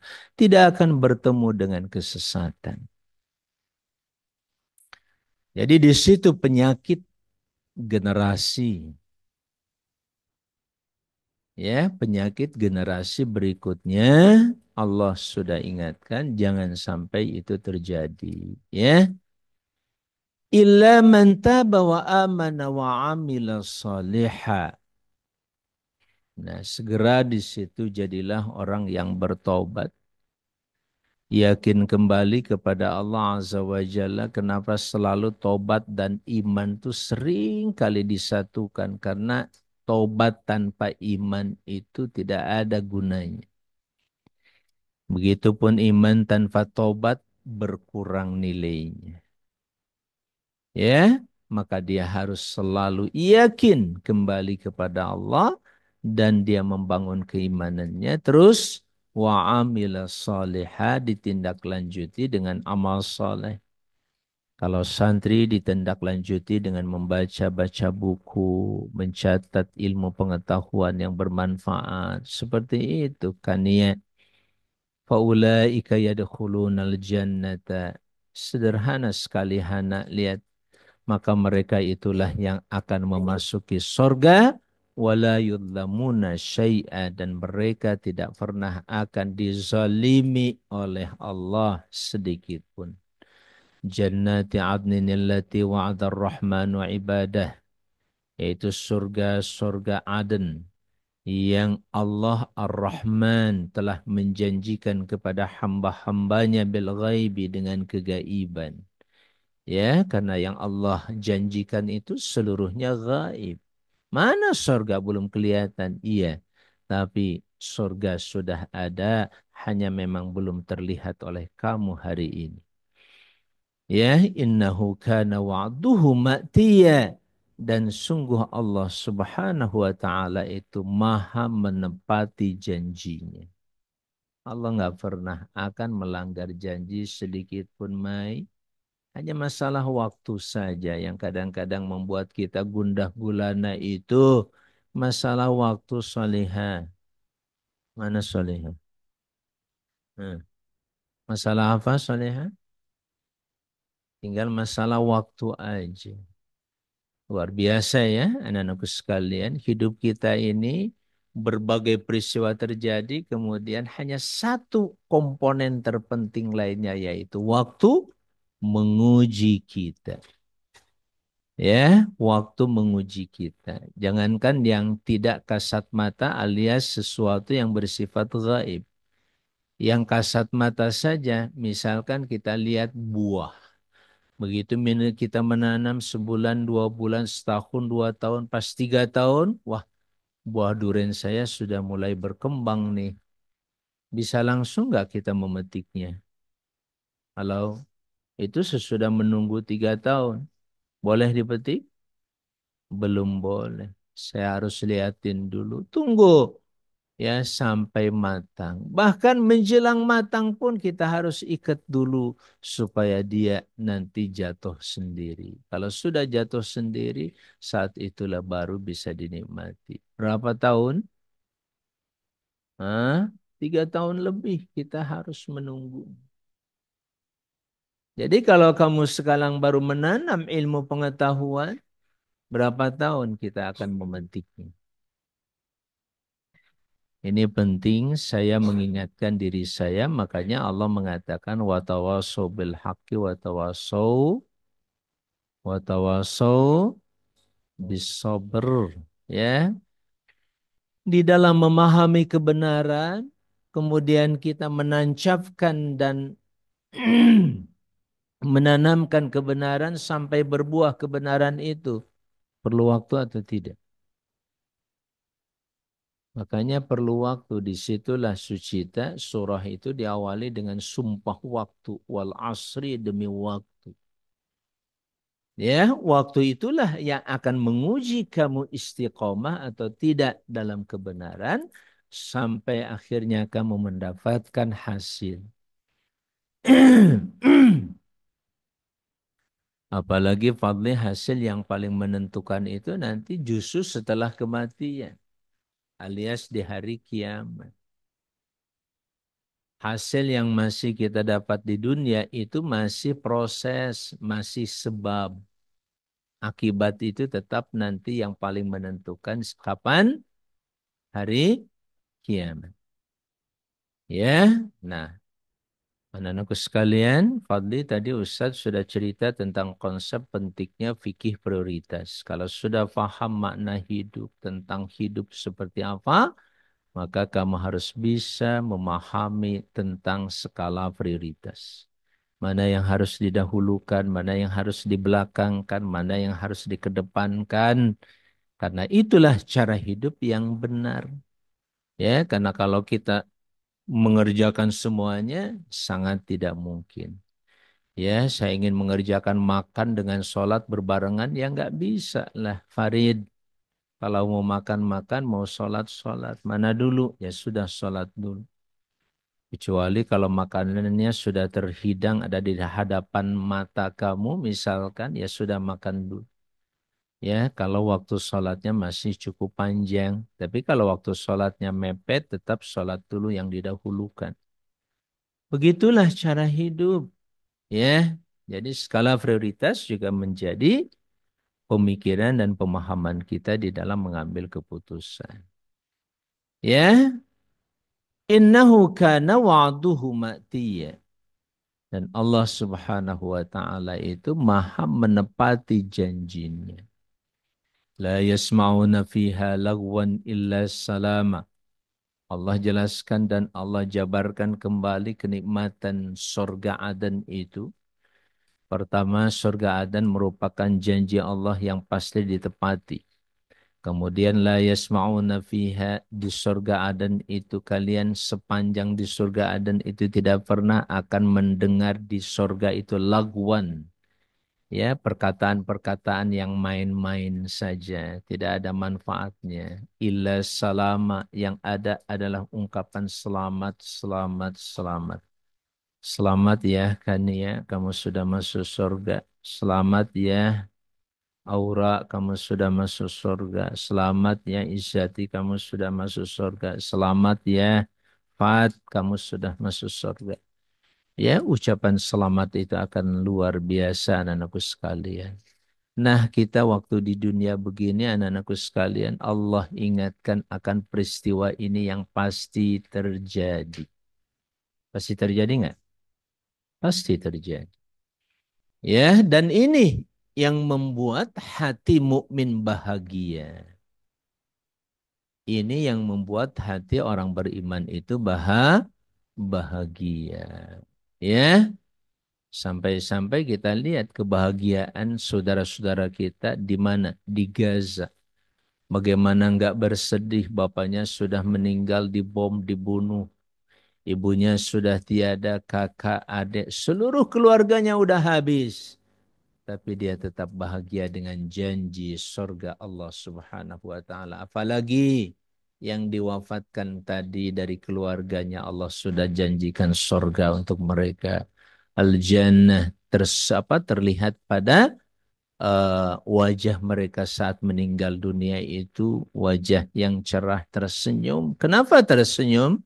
Karena saat kematian terjadi, bidadari sedang, ya kalau orang Sunda bilang ngagupayan. Tahu ngagupayan?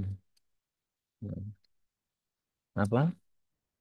Sedang melambai-lambai. Ya, sedang melambai-lambaikan tangannya. Udah nggak usah sedih, sini, sini, sini, sini. Ya, kamu pasti bersama saya. Kita sama-sama akan menikmati surga Allah Azza wa Jalla. Begitu nikmatnya. Sehingga Bapak Ibu sekalian, kematian yang begitu berat pun akhirnya tidak dirasakan oleh seorang yang beriman pada Allah dan mendapatkan husnul khotimah. Dan itu adalah sebuah kepastian, Faris, sebuah kepastian. Ya, pastikan. Salah satu kepastian yang tidak bisa kita tolak apa? Nah, kepastian yang tidak bisa kita hindari apa? Ya, kematian itu sendiri. Ya, selama kita pasti mati, maka selama itu pula kita harus mempersiapkan kematian itu. Yang disebut isti'dad dan lima ba'dal maut. Ya, mempersiapkan diri untuk kehidupan setelah kematian. Walahum rizquhum fiha bukrata wa ashiya. Lihat anak-anakku sekalian, kita menghadapi persoalan di dunia, persoalan rezeki, persoalan pendapatan dan lain sebagainya. Allah ingatkan hidup ini cuma sebentar kok, paling 60 tahun, 70 tahun selesai kamu mati. Itu yang paling penting.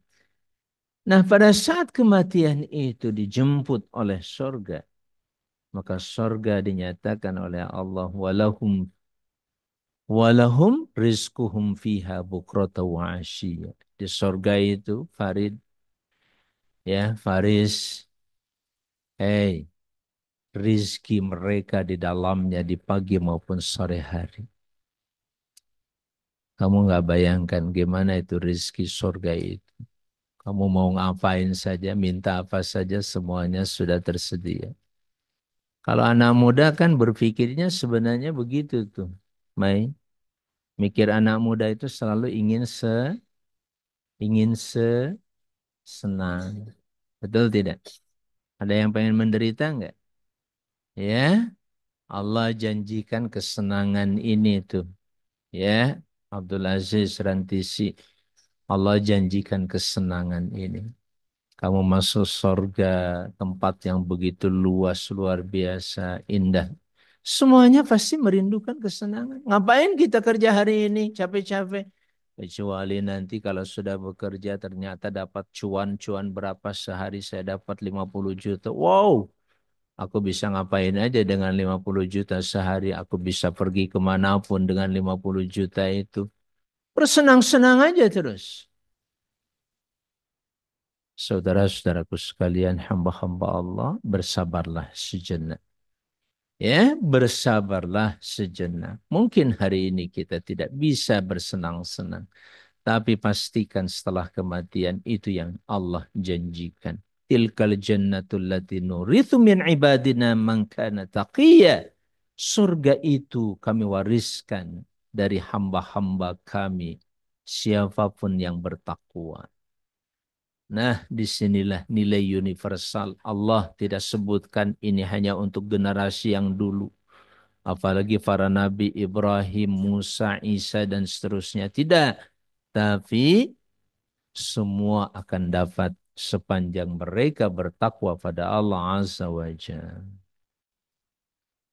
Ya, jelas sampai di situ. Wa ma natanazzalu illa bi amri rabbika lahu ma baina aydina wa ma khalfana wa ma baina dzalik wa ma kana rabbuka nasiyya. Mereka itu kata Allah,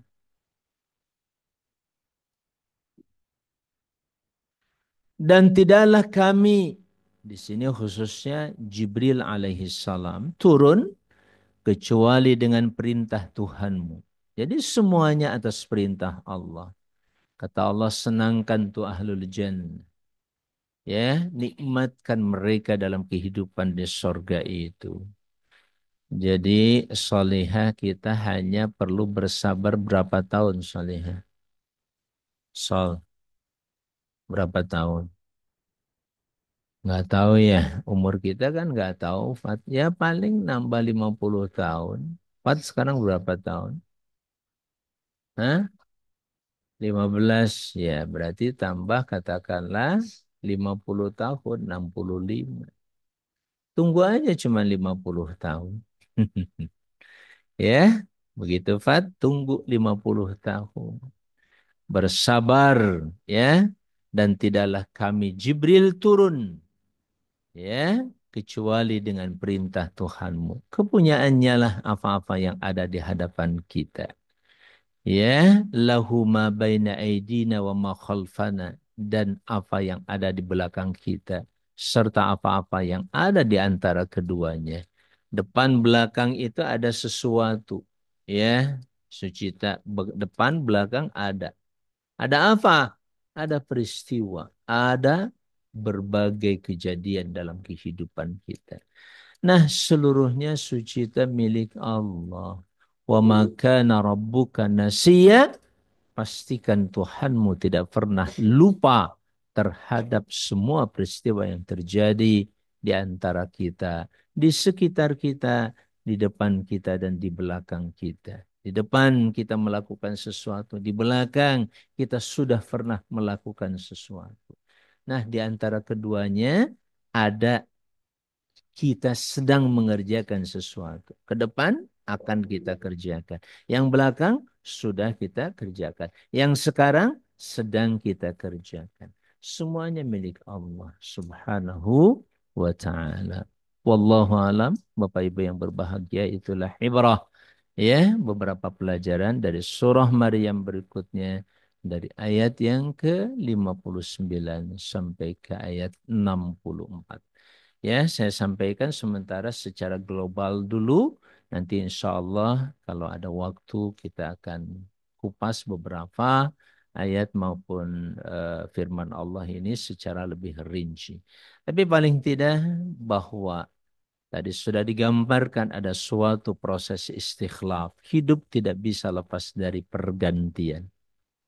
Hidup adalah istikhlaf. Al-hayatu istikhlafun. Apa? Apa artinya? Hidup adalah pergantian. Hidup itu adalah pergantian. Gak bisa kita hidup sendiri tanpa digantikan. Bapak digantikan sama anaknya, ibu digantikan sama anaknya. Begitulah terus namanya hidup, siklus kehidupan. Nah, yang penting dalam siklus kehidupan itu pertama jangan menyia-nyiakan sholat. Yang kedua, jangan mengikuti hawa nafsu. Itu yang terpenting. Berikutnya, selalu bertobat. Berikutnya, jaga keimanan kita pada Allah. Selanjutnya, lakukan amal yang soleh, kata Allah. Maka dengan 5 langkah itu tadi, atau dengan 5 aktivitas yang begitu mulia tadi, Allah janjikan pada kita namanya sorga. Dan pastikan Faris, sorga itu nggak bisa kamu bayangkan sedikit pun keindahannya. Nggak bisa. Kalau tadi misalkan aku jadi afiliator, pendapatanku sehari 50 juta. Kamu kebayang tuh mau jadi apa? Aku mau beli rumah, aku mau beli mobil, aku mau jalan-jalan, aku segala macam. Nggak ada apa-apanya dengan surga Allah SWT. Jelas, Riz? Hah? Nah disitulah. Kita sekali lagi diberi pilihan untuk menentukan mana yang harus kita prioritaskan. Mana yang harus kita prioritaskan. Mana yang harus kita dahulukan. Janji Allah atau janji syaitan yang selalu menjanjikan kefakiran pada kamu. Nah, ini penting dan aku sekalian terutama untuk para generasi mudaku, ya, para santri putra-putri, jadikan kalamullah ini, firman Allah ini sebagai apa? Petunjuk hidup.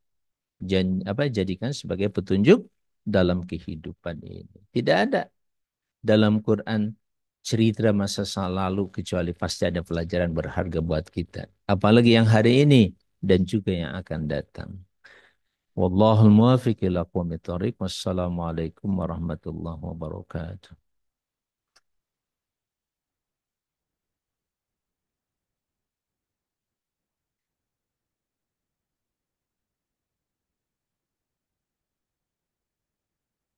Fadhal Fajeng.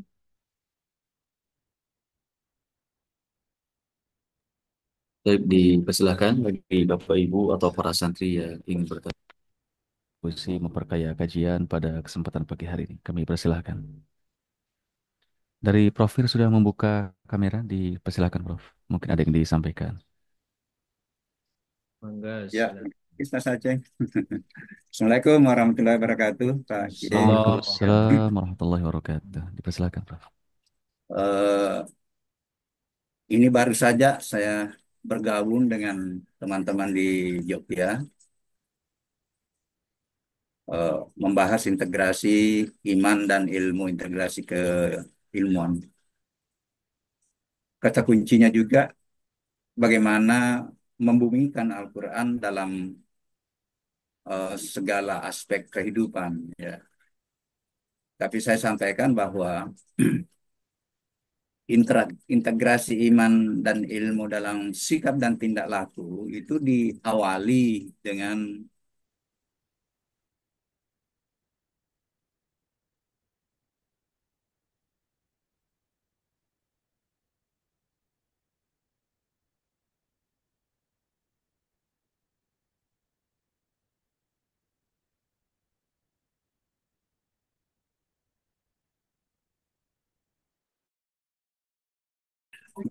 kan nanti mempelajari Al-Quran itu bukan hanya untuk kepentingan agama.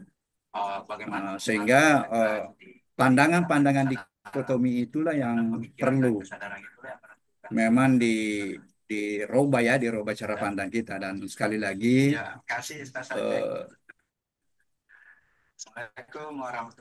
saya sampaikan kepada anak-anakku ya, formulasi apa yang saya sampaikan itu sudah ada di Al-Quran. Sekali lagi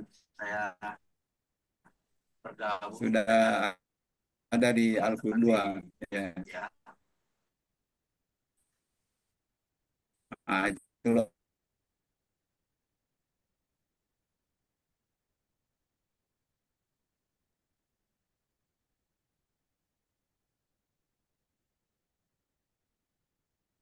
Nah, itu bikin bagaimana neraka. Pak Kiai, tolong dikoreksi. Saya katakan begini, ya, bahwa surga neraka itu bisa berarti tempat, bisa berarti perasaan. Nah, sebagai rasa, ya itu bisa kita rasakan di bumi. Pandang bahwa orang membunuh orang itu masuk surga, ya. Sementara ayat menyampaikan bahwa membunuh saja satu jiwa itu sama dengan membunuh seluruh jiwa. Nah, logika berpikirnya kalau sama dengan membunuh seluruh jiwa, ya mungkin kita juga berlogika. Apa pantas kita mendapatkan balasan itu di sana nanti ketika kita membunuh orang. Nah, sehingga sekali lagi bahwa memadukan antara tadi rasional berpikir dengan keyakinan kita dengan suprarasional itu, itulah nanti yang mengantar kita cara pandang yang terintegrasi antara kekuatan Tuhan dengan hukum-hukum alam, sehingga nanti ya itulah yang akan menentukan sikap dan tindak laku kita dalam kehidupan ini. Nah, sekali lagi bahwa konsep integrasi harus masuk pada integrasi secara formal, ya, integrasi formal, sehingga sekali lagi saya katakan bahwa sangat ditentukan oleh blueprint pendidikan. Dan sekali lagi Pak Kiai, ya meskipun di ranah kebijakan itu belum muncul sebagai suatu solusi, tetapi Al-Qudwah sudah merumuskan menjadi suatu solusi.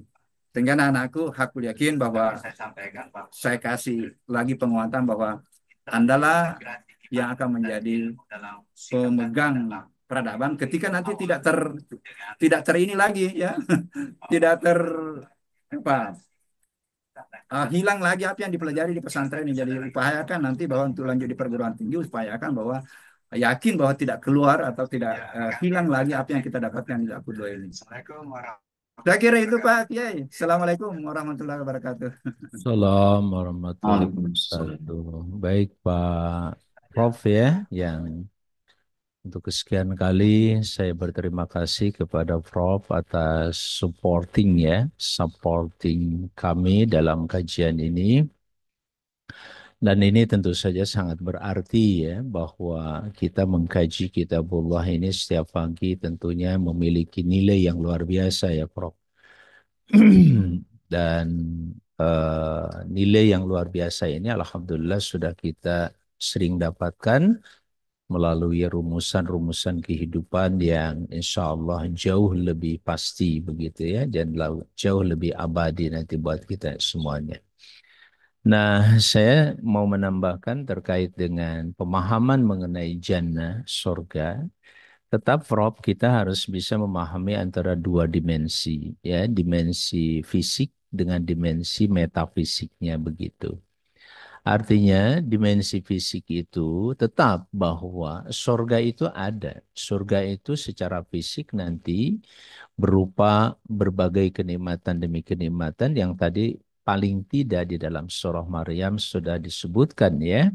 Bagaimana kita mendapatkan fasilitas surga itu dengan rizki yang luar biasa, ya, tempat yang sangat luas, kemudian tidak pernah mendengar suara-suara permainan, semuanya ungkapannya penuh dengan eh, ungkapan keselamatan kepada para penghuninya. Itu yang pertama. Artinya keyakinan bahwa surga secara fisik itu ada dan pasti nyata, itu sesuatu yang niscaya, ya. Nah, bahwa kemudian kita akan menafsirkan dan memahami surga itu juga memiliki dampak terhadap kondisi metafisik. Ya, kondisi metafisik itu mulai dari pikiran kita. Sehingga kita sering mengatakan baiti jannati, rumahku adalah surgaku. Surgaku di situ kan kalau lihat rumah sekedar rumah biasa, ya tidak lepas daripada bangunan-bangunan yang terdiri dari tembok-tembok, ya gedung dan lain sebagainya. Tetapi pengertian jannati di situ juga bisa diartikan sesuatu yang tersembunyi di pikiran kita, di hati kita, dan itu sepenuhnya memiliki nilai-nilai yang sangat berharga dan lebih tadi misalkan menenteramkan, menyenangkan. Jadi antara keduanya tetap ada ya hubungan antara fisiknya jelas nanti di hari kiamat, di dunianya Allah berikan ya bahasanya hatinya memang surga banget gitu ya. Hati yang surga banget itu apa? Dia ya sekalipun dipenuhi dengan permasalahan dalam hidup, tapi hatinya kelihatan seperti surga, tenang, penuh dengan kenikmatan. Dia bisa menikmati hidangan-hidangan Allah dalam hati nuraninya. Itu bahasa guru saya dulu Al-Ustadz Arifin Ilham misalkan. Ya, kalau dia sedang berzikir itu dia katakan kita menikmati hidangan zikir dari Allah Azza wa Jalla.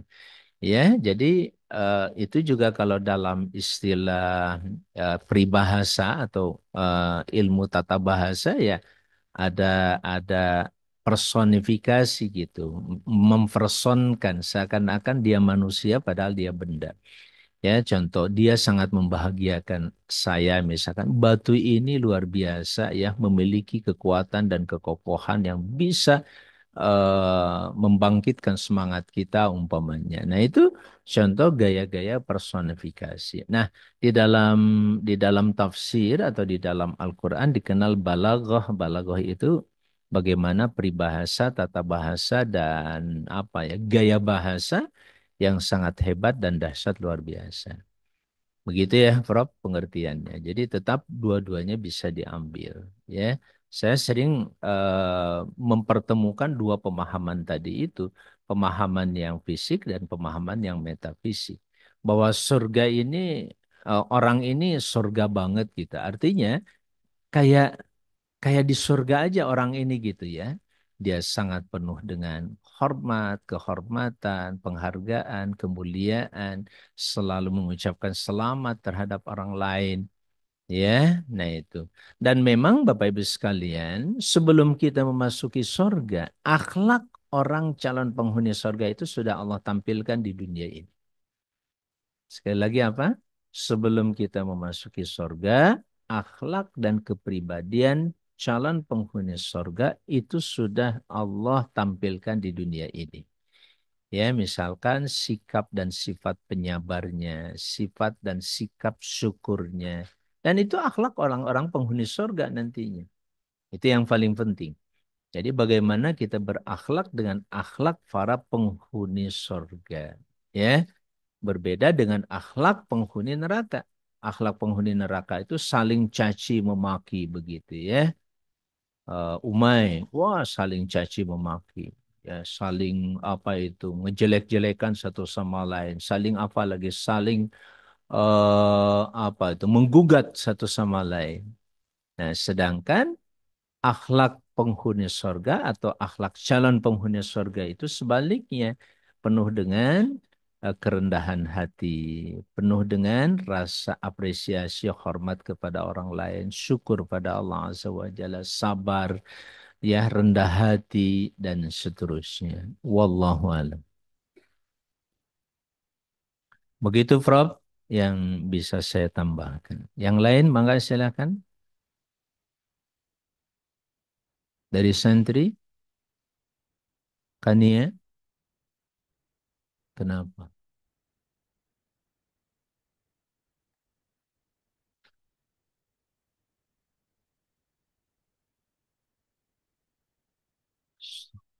Kalau tidak ada, Pak Aceh mangga dicukupkan.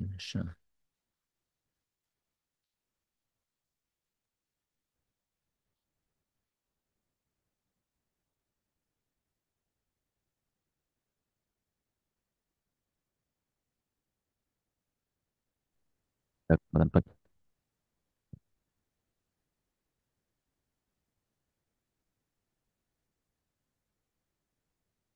Kalau tidak ada, mungkin kita cukupkan Ustaz. Insya Allah kajian kita pada kesempatan pagi hari ini tepat jam 7:37 waktu Indonesia bagian Barat. Bapak Ibu dan para santri yang berbahagia, sebagaimana biasa, sebelum kita akhiri, mari kita baca terlebih dahulu surah Al-Asr bersama-sama. A'udzubillahi minasyaitonirrajim. Bismillahirrahmanirrahim. Wal 'asri innal insana lafi khusr illa alladziina aamanu wa 'amilus solihati wa tawassaw bil haqqi wa tawassaw bis sabr. Dan kita baca istighfar 3 kali. Astaghfirullahaladzim, astaghfirullahaladzim, astaghfirullahaladzim. Allahumma qsim lana min khasyatika ma tahulu bihi bainana wa baina ma'asiyatik wa min ta'atika ma tuballighuna biha jannatak Amin.